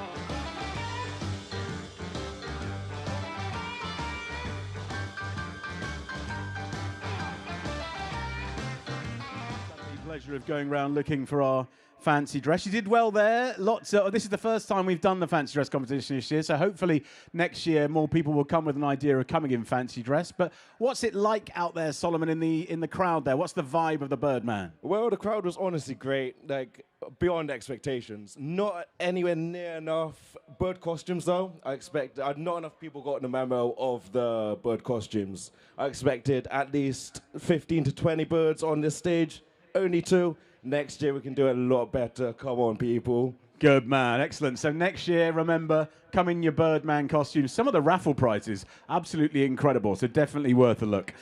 Solomon, let's talk a little bit about you. And what was life like for you before Mini Gap and the Gap program? I was on the original main Gap, and I was struggling a lot before Gap, and it basically gave me a better view on life and set me up with a chefing job. I quit being a chef because I like cooking for myself more. But it led me along the path that I am today and helped me a lot. So tell us about that path. Where have you come from? And obviously, well, you've just spoken about that, but where have you got to now? I'm currently in construction, which is a bit of a change from being a chef, but it's opened up a lot more opportunities for me. And Gap honestly just gave me a lot of a confidence boost that I needed at the time. I think, Brandon was talking earlier on in our podcast about actually some people are embarrassed about, wanting to go on this and they go, oh, I don't want to do that. It's embarrassing. But, people, that we've spoken to actually just enthuse about this and say it's the best thing they've ever done. So it's a case of getting over that embarrassment. No, I feel like that's the overarching embarrassment of doing anything socially out there. It's always a bit weird. But honestly, it's life-changing. It completely changed my perspective of how I was dealing with stuff at the time and gave me a new look on life. Well, the look on life is incredible. Solomon, thank you so much for everything you've done. And don't forget, next year, more bird costumes to Solomon. Thank you, sir. Thank you.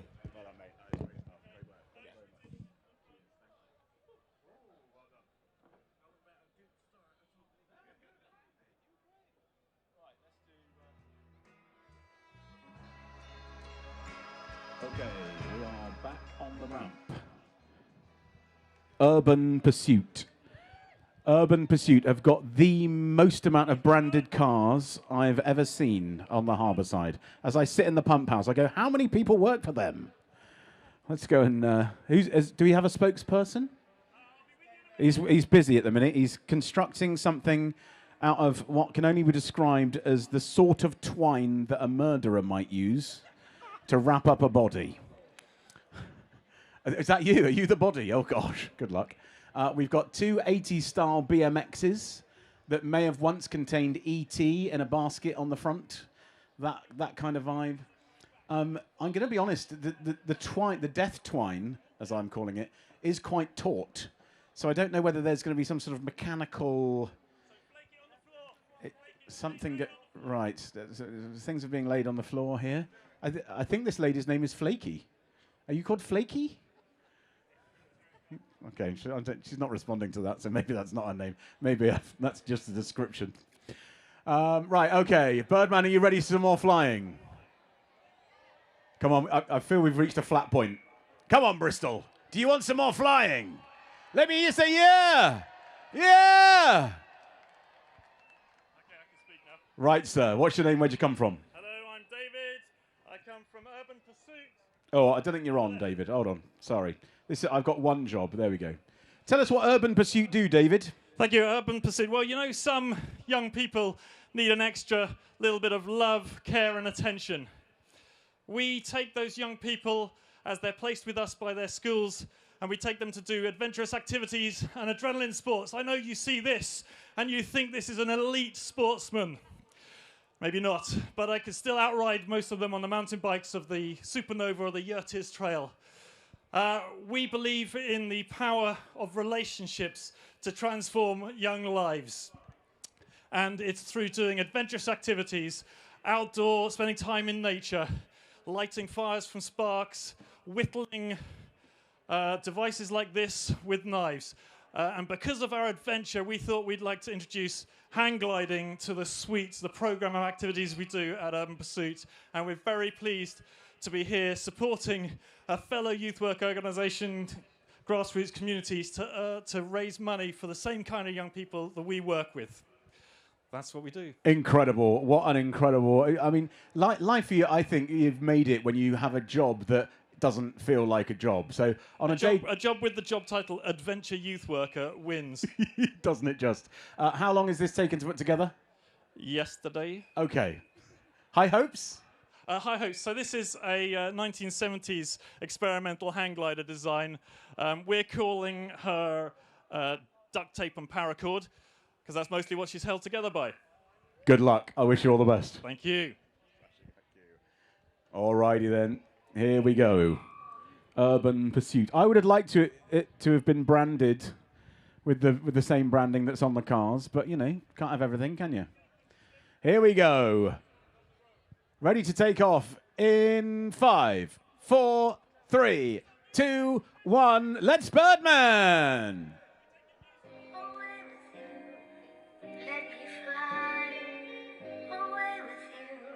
Birdman, Birdman in the sky. One, we're doing time to fly.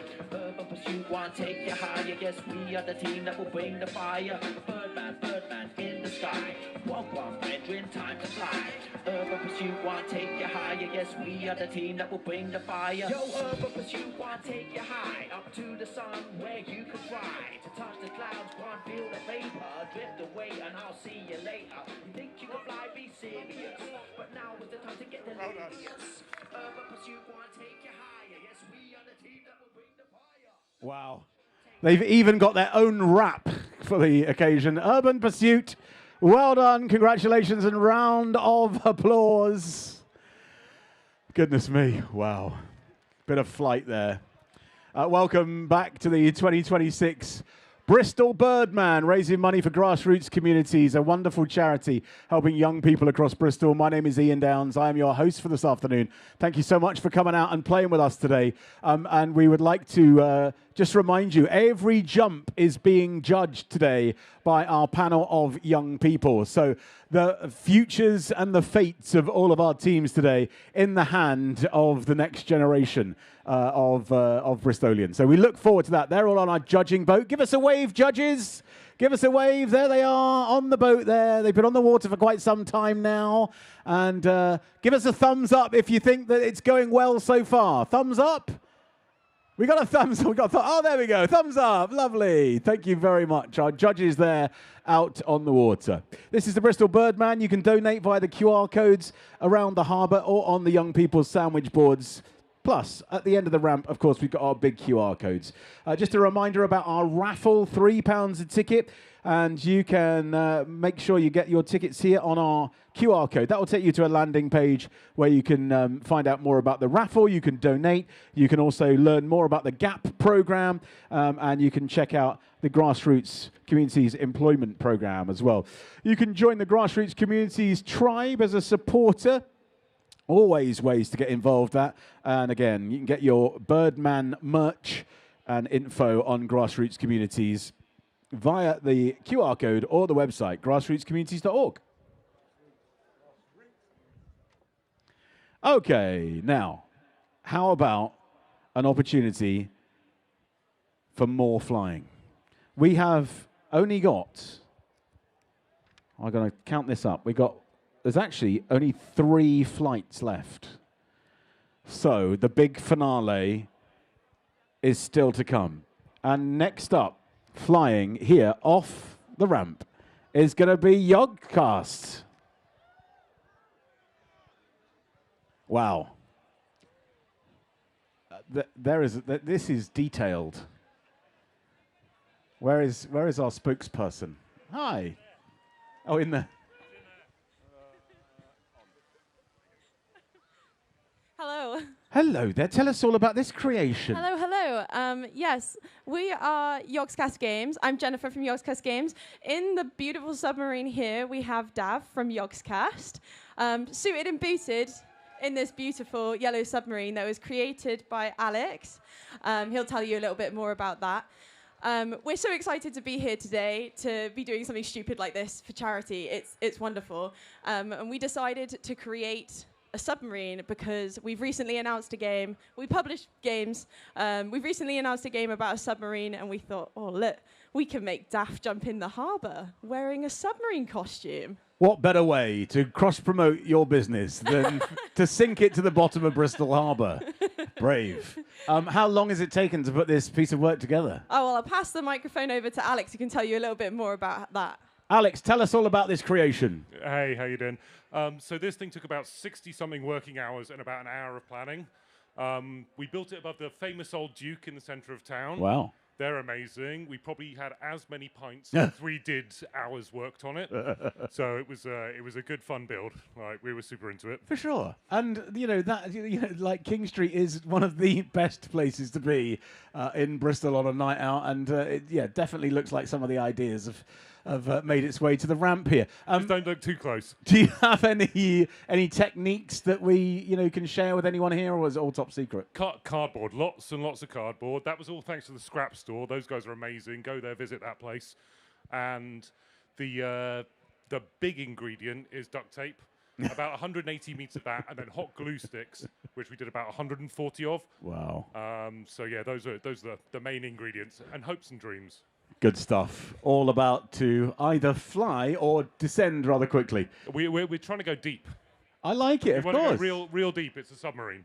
Quite right. We didn't Quite really right. We're going down. Looking for depth rather than for length. Uh-huh. There's a story there somewhere. Ladies and gentlemen, will you please give it up for Yogscast?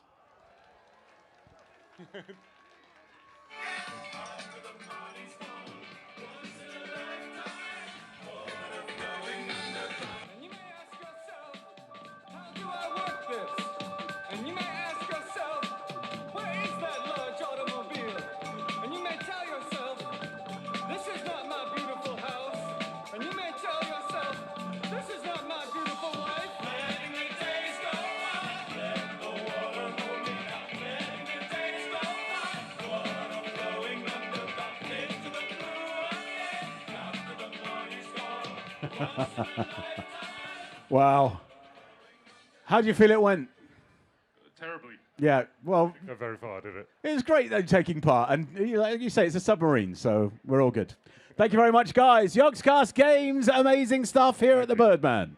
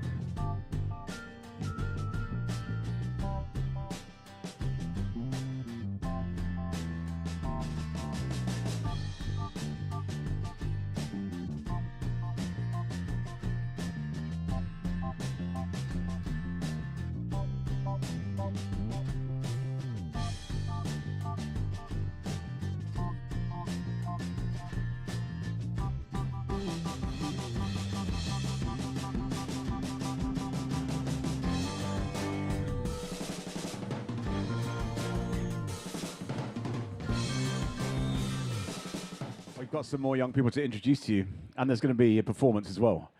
Look at this. I reckon there is between 1 to 2 million people on the harbourside. I've been told off for over-exaggerating before. But please welcome Charlie and Shay. So first of all, Charlie, talk to us a little bit about your experience of Grassroot Communities. I met Grassroot Communities through my school. We had to set up a project, and that was to create a food bank to help the local community around us. And it's called Southeast Pantry. And yeah, it was really nice because they didn't only come and talk to us, young people, in like Hartcliffe and like surrounding areas. Like they asked us what our community needs, and like they really understood us, and especially Ben and Laura who helped facilitate the project. It was really, really useful. From your point of view as a young person, like, you know, obviously you watch the news and, you know, there's all of these politicians that talk and, you know, reasons why money's being spent on other things. What is it like as a young person in Bristol for someone to come along and actually ask you how you feel, what you want and what you need? It's really nice to be recognized as a young person in Bristol. You know, like, there's not enough help coming into these communities. Just, we're a very deprived city, especially in the south. Do you know what I mean? So it's like, to be here with this opportunity alone is really, I'm really grateful. And I just hope that people are watching this or just listening and they want to do more. And that's why all of these people are here today. They're here for Grassroot Communities and to uplift Bristol. Charlie, I mean, wise words for someone so young. You've got a round of applause from the 2 million people that are watching. Hey, listen, one of the brilliant things about Grassroots is encourage young people to come through and do their thing. And actually, you and your cousin Shay, here's Shay. Shay, talk to us a little bit about how you and Charlie sort of got involved in this performance together. Yeah, so we've been making music for a while anyway. Yeah, he came to me with this opportunity and I thought, yeah, why not? Give it a go, like, do you know what I mean? So, yeah, just happy to be here and put on a show. Good stuff. All right, well, Bristol. Is this your inaugural Bristol performance? We had a little one in Philwood, but this is the big one. Okay, you had the previews in Philwood and now you're having the real thing. Ladies and gentlemen, please welcome a performance by Jenks. It's Charlie and Shay.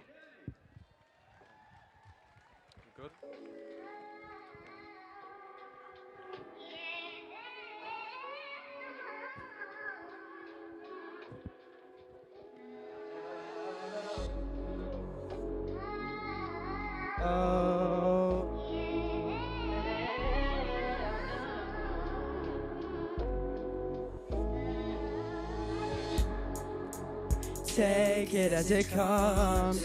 Don't rush these things along. I got all this time for you. I'm at your disposal. Take it as it comes. Don't rush these things along. I got all this time for you. I'm at your disposal. Man, trust me, I'm a calm guy when you get to know me. I never grew up wearing Gucci, had to grind to Stoney. And it's like fashion nowadays, everyone's acting phony. And you can say what you want, I think you're looking dopey. Go tell me what's it gonna be. I was sipping on my cup and spilling vodka on my tea. Now I'm a rapper, baby. And when I'm walking through the crowds, I'm feeling slim shady. They made you face it all lately, duh. So let me put your man to ease, cause soon I'ma be rich and we can travel overseas. Yeah, I said it. You say I healed you like a medic. All my life I won't regret. All my life I won't regret, nah. Take it as it comes. Take it as it comes. Don't rush these things along. I got all this time for you. I'm at your disposal. Take it as it comes. Don't rush these things along. I got all this time for you.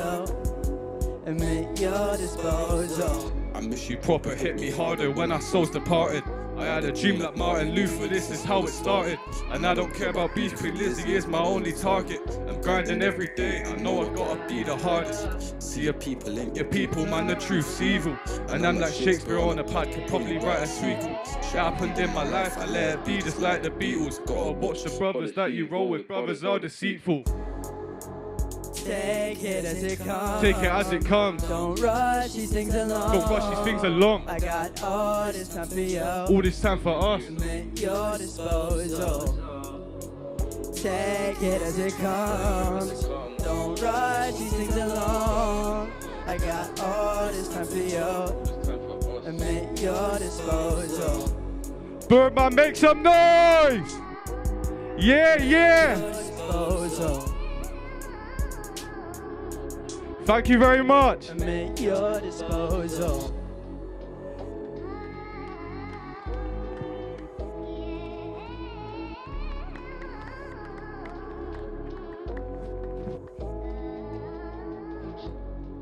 Thank you all for being here today. I want to hear you make some noise for Grassroot Communities. Come on.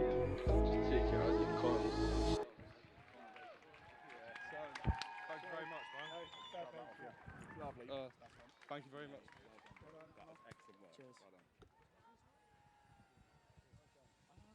Oh, I think we need another round of applause for Jenks. That's Charlie and Shay. Amazing performance. Watch this space. Those guys going to be massive. You're welcome to the Birdman for 2026. Thank you for your support today.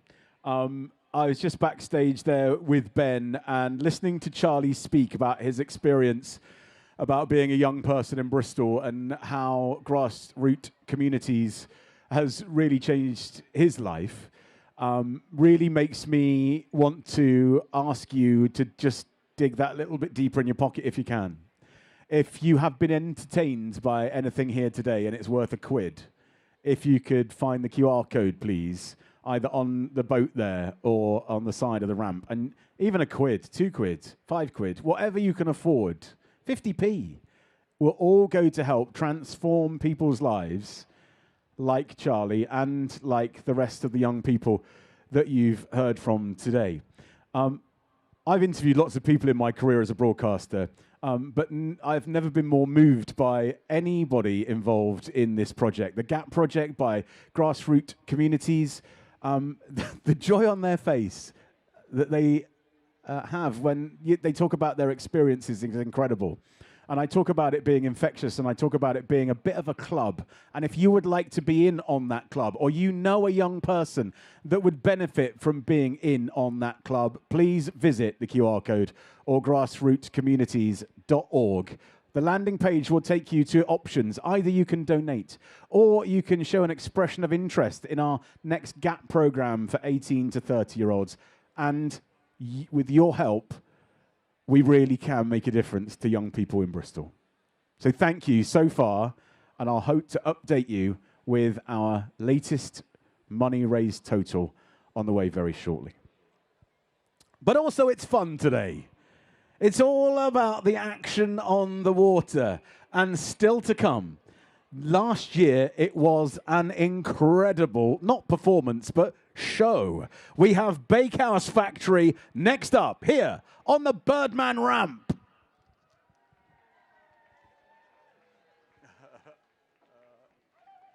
Hold on. And you're on. There you go, my love.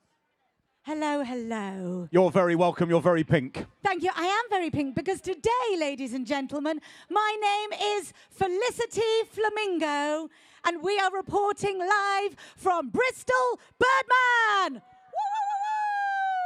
Woo! Now, for months, rumours have been circling Bristol's waterfront. Chips have vanished. Ooh. Ice creams have been snatched. And sandwiches have disappeared without a crumb of evidence. Tourists are rattled. Locals are on high alert. The harbourside has become the scene of a growing crime wave, and one name keeps being whispered across the city. Stephen Seagull. Ooh. Wanted for crimes against lunchboxes, repeated acts of aerial nuisance, reckless dive bombing, and behaviour that can only be described as utterly gulty. Stephen has become Bristol's most wanted bird. So we want the people of Bristol to enjoy their chips in peace. Do we want that, Bristol? So, Bristol, I need your help. If you spot Stephen Seagull, I need you to sound the squawk alarm. And to do that, I need you to put your arms out like this. Everyone, to the side. To the side. That's it. I can see you. I can see you. Arms out like this. Arms out like this. And I need you to flap like this. That's it. Very good. Very good. And I need you to go, ah, ah, ah, ah, ah, ah, ah, ah. Very good, very good. I'm feeling a little safer now that I know that we have this squawk alarm in place. Now, to start with, we're going to hear from some of those who've been affected by this bird's bad habits. To start with, I would like to introduce Scoop Dog. Scoop Dog, ladies and gentlemen. Now, Scoop Dog, tell us what's been happening. I mean, usually I'm just chilling. Okay, and now? I'm having a complete meltdown. He's having a complete meltdown, and on a Sunday too. Oh, my word. Okay, next up, we're going to meet Arthur. Arthur Sandwich. Arthur Sandwich. Arthur Sandwich. I understand that Steven Seagull has even affected your marriage. Yeah, he flew off with my other half. Oh, dear. What a pickle. Dear, okay, well, I do think that now that we've heard these stories, I think we need to make sure that we've got the squawk alarm ready. Now, I'm going to introduce you to the chips in a minute. We haven't got any rice, but we are going to go half and half. So I'm going to split you down the middle, And to start with, we're going to have this side. I want to see how loud you can squawk. And then this side, and see how loud you can squawk. Let's get your wings ready. Wings at the ready. Ah, ah. Ah, ah. Ah, ah. Ah, ah. Oh, my word. I mean, I know that Bristol Harbourside is feeling a lot safer with a squawk alarm around. Now, I'm going to introduce you to the Harbourside favourite food, the chips, ladies and gentlemen. First up, we have microchip. Microchip. Microchip, how have you been affected? My lunch got hacked. Oh, absolutely terrible. Absolutely terrible. And next, Chip Butty. Chip Butty. What happened? Stephen came after me. I chipped off fast, but he couldn't catch up. Thank goodness he couldn't catch up. No more saucy jokes. This is a family show. Thank you very much. And what about you, Chipolata? Chipolata, tell us what happened. I was having my regular soy mocha chocolate duck's milk latte. Oh, hang on. Chip O latte. Chip with a latte. Chip O latte. Okay, carry on. He went off my brunch. I didn't even have time to slam it on the old Instagram. Yeah, that's awful. It's just awful. We're going to finally meet Chip on the shoulder. Chip on the shoulder, how are you feeling? Well, everyone says I'm quite paranoid, but I really think Steven Seagal's really got it in for me. Okay, well, that does sound a bit paranoid, but thank you, Chip on the shoulder. And thank you for everyone for speaking up. Clearly, Bristol Harbourside has been living in fear of this feathered fiend. So, I want everyone to remember, if you see Steven Seagal, I want you to squawk very loudly and flap your wings. I want you to squawk very loudly and flap your wings. Oh, hang on, there's some squawking. Is he over this way? No? Is he over this way? Oh my word. Okay, breaking news just in. Steven Seagal has been caught by the long wing of the law. Hold up your ice creams. Unpack your sandwiches. Shake that salt and vinegar on your chips. Harbourside, we are safe. Let's have a woohoo! I think it is time to celebrate. Food, come together. And DJ, hit it!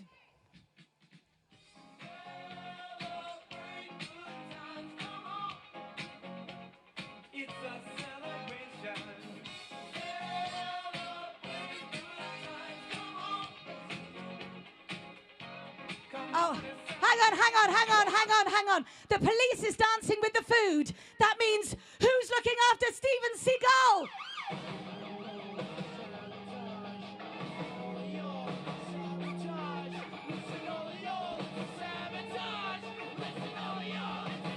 No!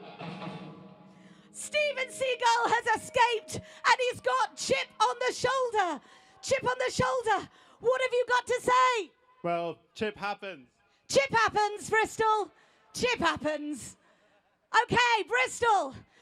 As Steven Seagal makes an escape, can I hear you all squawk to try and stop him running off when Chip happens? Ah, ah, ah, ah, ah, ah, ah.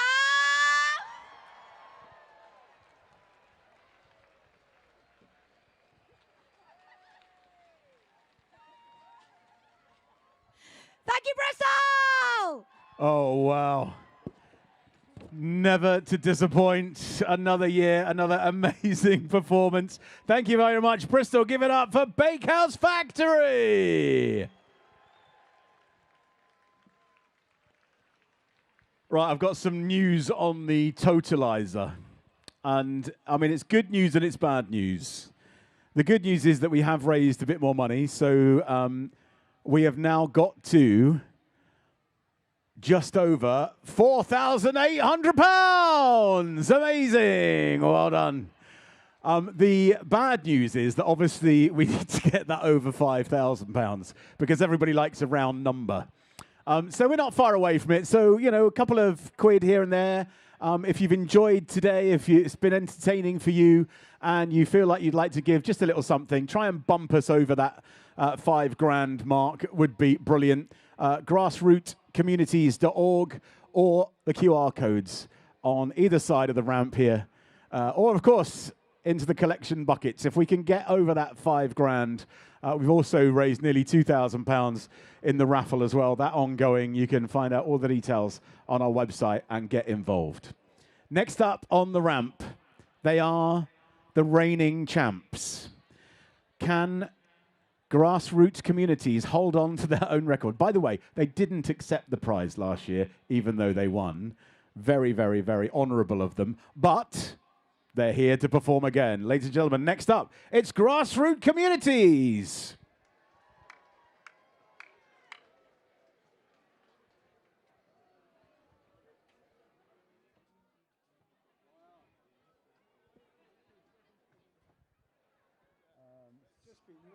There's a couple of young people who have just been dragged in at the last minute.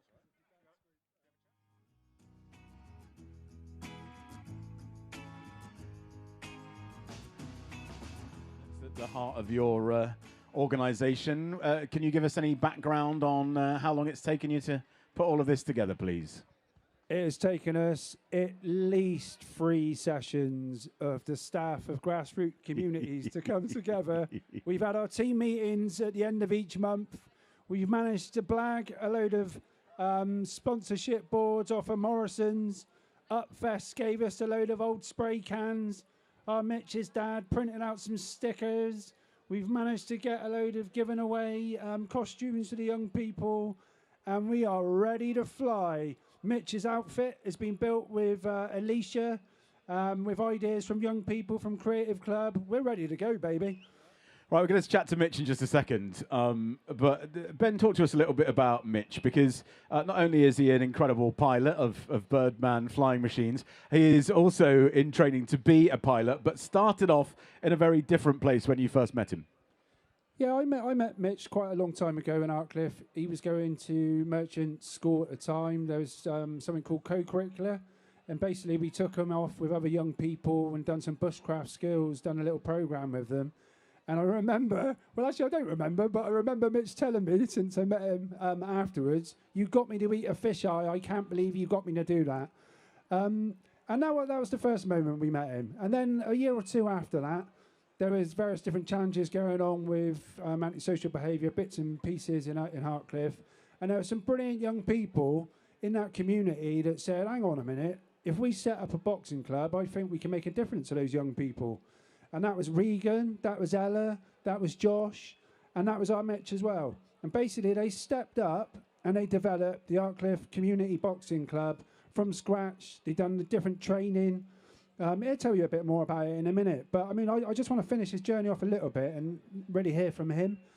After that programme, Mitch then went off. He ended up being made head boy at Merchant School. He definitely wasn't going in that direction. He's had support from lots of people, not just us. He ended up going to do a degree, sports science, in Wales at university. He was coming back in the summer, supporting some of our sports programmes. He come back from uni. He's now leading our multi-sports club, Artcliffe, in Artcliffe. He now works for Merchant School as pastoral care, helping young people involved with behaviour. And he works at Artcliffe Club for Young People, open access youth club sessions. And I mean, all I want to say is, more than anything else, we are all super proud of everything he's done.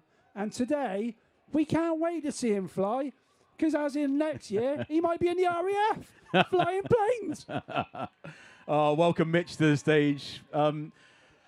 Mitch, I've never interviewed you with a bird mask on before, but we'll give it a go. Listen, this is a full 360 for you, isn't it? This is, you start off being, one of the people taking part in the program, and now you're one of the people leading it. I've said this all day. This is an infectious charity to work for, isn't it? Yeah, most definitely. If it wasn't for people like Ben and things like that, I would have went down a completely different path in life. So I'm just grateful for the opportunities they've provided, and looking forward to doing more stuff like this in the future. Little bit of personal use from you. We had you on ITV News this week, and we were talking about your ambitions, and a pilot in training waiting is your future. Did you ever imagine, back in the day when you were a young person, that might be where you'd end up? Not at all, to be honest. It's always something I've wanted to do, but I just never thought I'd get there, being from where I'm from, things like that, the things I used to get involved in. It was never on the cards for me, but I thought, you know what, I'll switch it around, put myself out there, and with the help of people like Ben, I've managed to overcome those obstacles and get where I am today. You are living proof that actually making different choices can make a difference. And actually sometimes young people need help in making those choices. And that is where Grassroot Communities and the GAP program and Creative Club and Boxing Club all do their bit, isn't it? Yeah, most definitely. It gives the children in the area, the young people, something to do, gets them off the streets, provides a bit of things like discipline, shows them different moral outlooks on life. And I just want to provide the opportunities that Ben and everyone else gave to me to let them know that there is other paths out there and you don't have to follow those that are around you. How do you feel yourself about the progress that you've made and where you've ended up? It's quite shocking, to be fair. I never thought I'd get this far. So, being where I am today is quite nice. Looking back on growing up, how I'd see myself in the future, this is definitely not where I thought I'd end up. You should be very proud of yourself, young man. Give a round of applause. He is an absolute angel. It's Mitch. He is the pilot for Grassroot Communities. They are about to defend their own title as such-ish, because they didn't actually claim the trophy, because they were very good about it. But Mitch was wearing something slightly more skimpy last year, as I remember. It was a bit more body hugging. He's gone for a slightly more relaxed outfit this time around. The backup chickens are ready to go. Are we ready to fly? Okay, the 2026 final.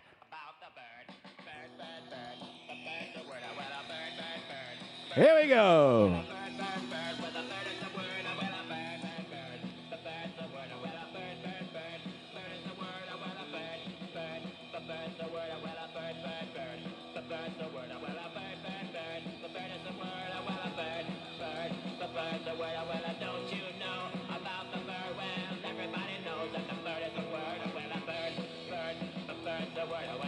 Amazing work.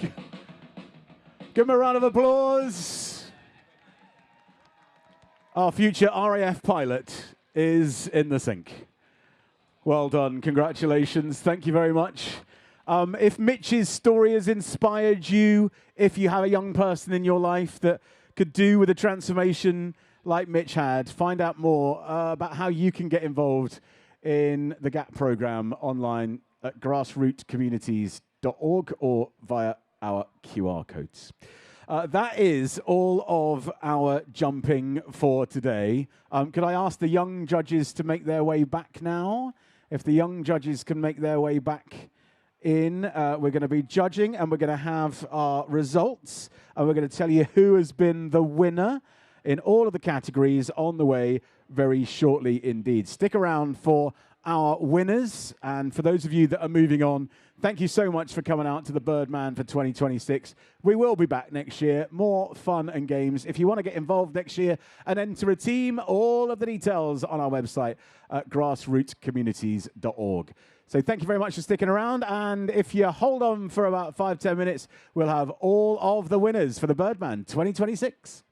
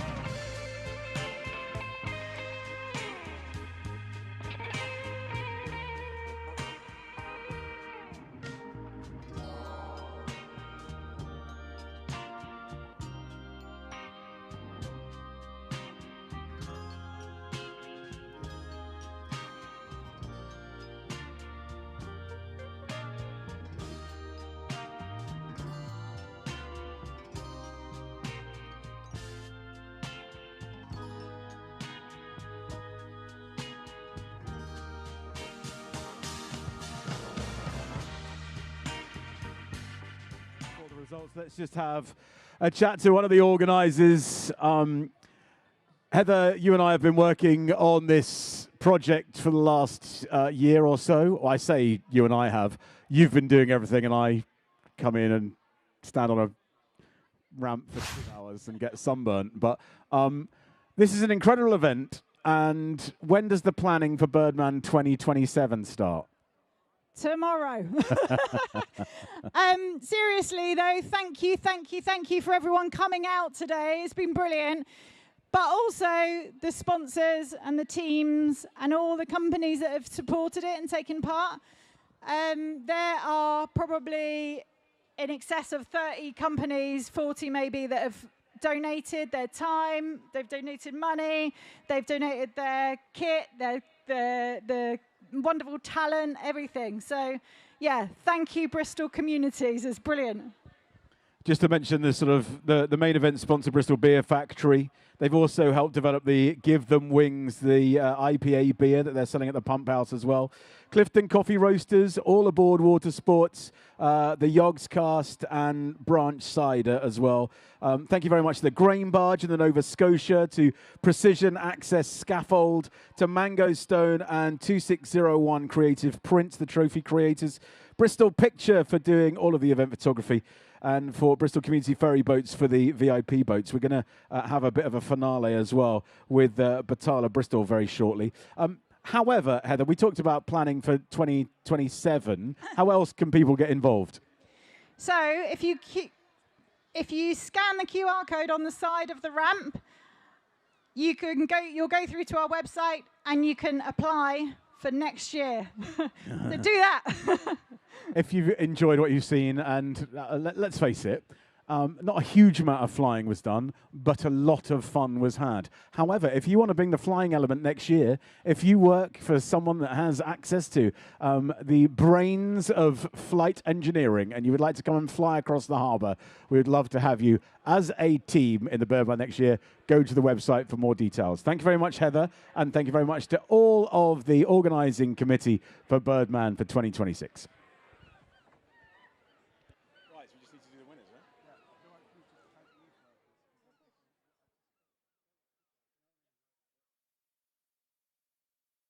Obviously, there's huge amounts of people to thank, and Ben, there's some very special people out there today, isn't there? If you, when you're walking out today, just think about once the ramp's put away and all this is over, those people with those high-vis tops on, with the buckets, they're youth workers or they're young people we've supported in the past. Can you please just say thank you? Just say thank you, give them a fist pump, whatever, because without them, this wouldn't have happened today. And without them, the youth work doesn't happen all year round, and that is what this is all about. So if you can, please say thank you to everyone in high vis. Thanks for coming.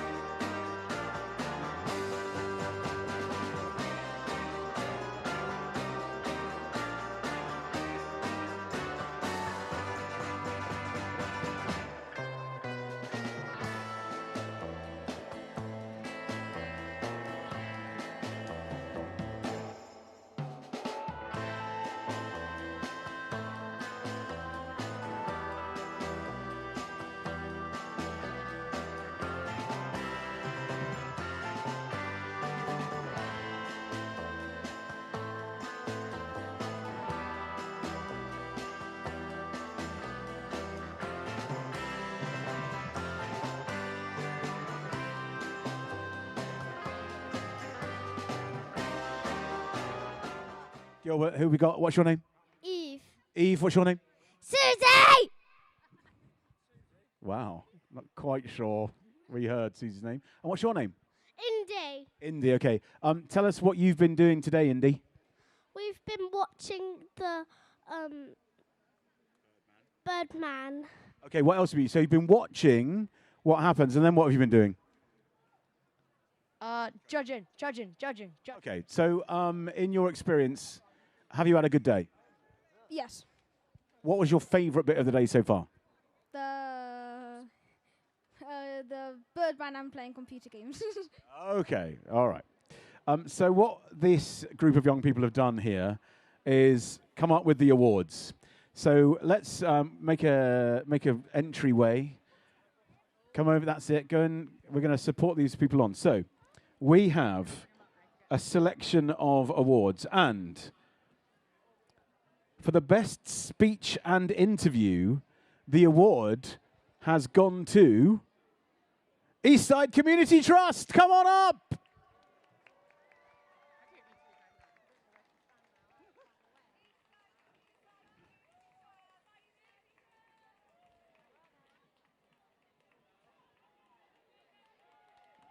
Here they come.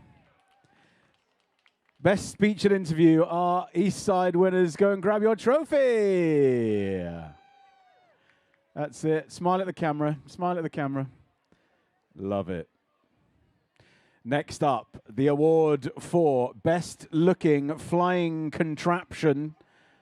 And the winner is Weasel. Congratulations. Wessel. Sorry. I've mispronounced many things today. You're only one of them, including the name of my own charity. And Puppet Place. Yeah, that's right. Yeah. Well done. Wessel here, best looking flying contraption. Thank you very much. Well done, everybody, with your wonderful, wonderful flying machine. Right, best entrance song. Our young judges have decided that the winner is the Bristol Beer Factory.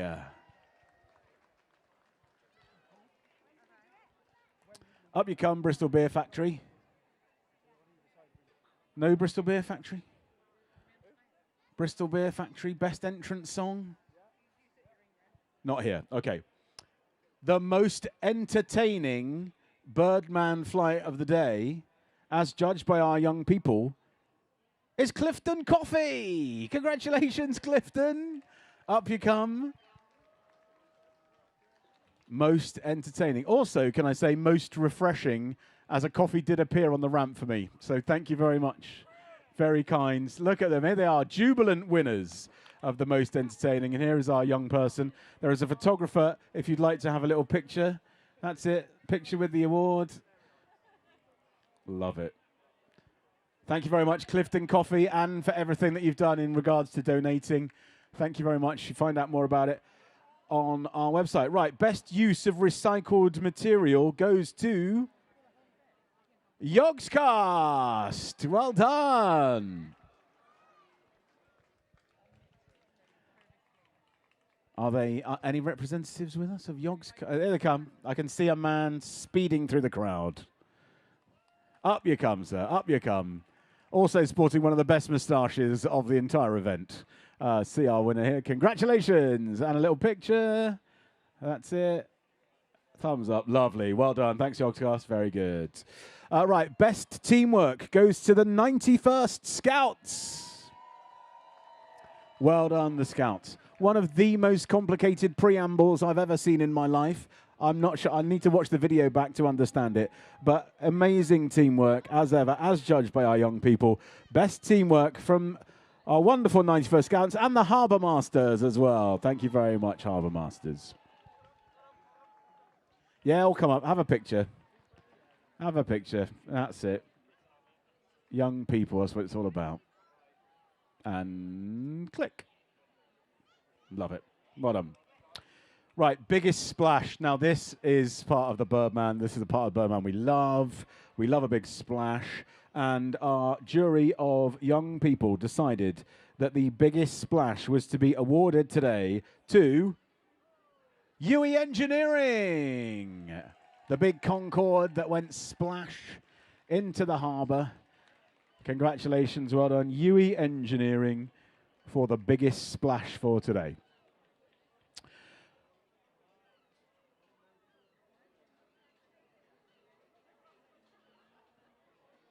Okay, next up then it is the best pre-flight performance. And that is going to Mooty. Well done, Mooty, up you come. Best pre-flight performance. Congratulations, there's your awards. Look at that, beautiful. And a quick smile. Thank you, Mooty, well done. Right, best audience engagement. All pressure on me to pronounce this right now, as I've been told several times. It's Wessel and Puppet Place. Well done for best audience engagement. Wessel back up again, and Puppet Place pronounced correctly for the first time today. Well done. Quick photo.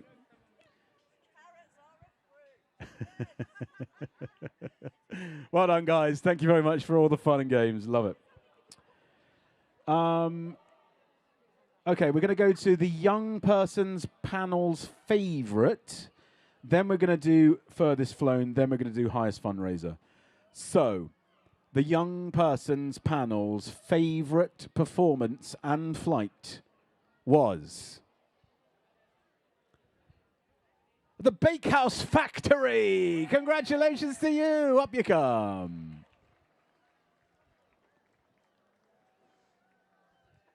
Here he is, Microchip. Another contender for moustache of the Birdman. Love that. Oh, in you come. There's a sandwich, some chips, some very tight shorts. This way, 3, 2, 1, click. The effort that has gone into this, absolutely incredible. Thank you so much, Bakehouse. You never disappoint. We love you. Okay. Furthest flown and highest fundraiser. Which, highest fundraiser first or furthest flown? Fundraiser, let's do it, yeah, okay. So this is for the highest fundraiser. So the team that have raised the most money and have been gifted the most money online on our website is... Oh, Bakehouse, you're going to have to come back up. It's you guys. Multi-award winners. The highest fundraiser. Once again, please welcome back the team from Bakehouse.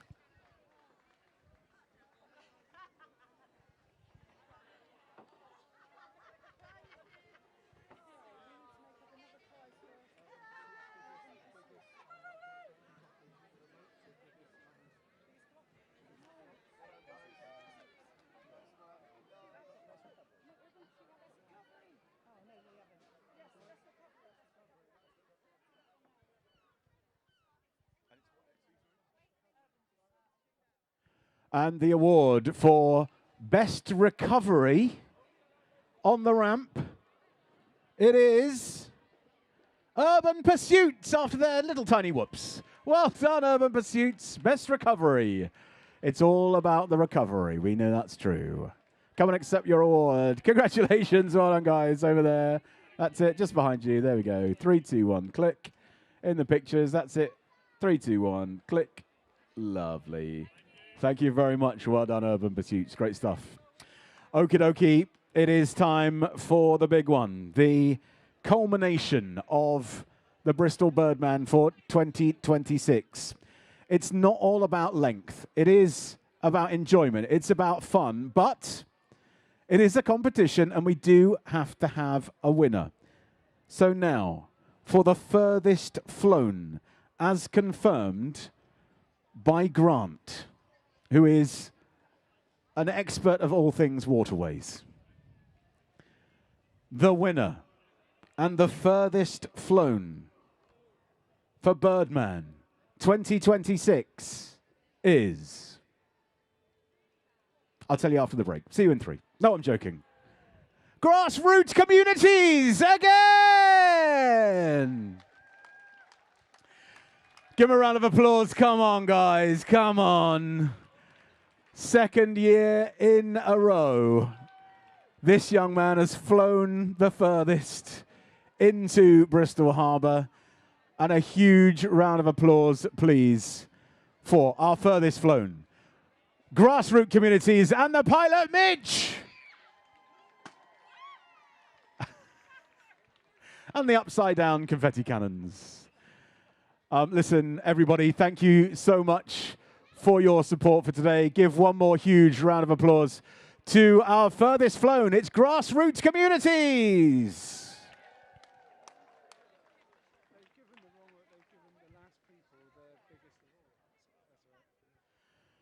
Well, on behalf of everybody involved today, all of our teams, all of our supporters, all of our sponsors, thank you very much.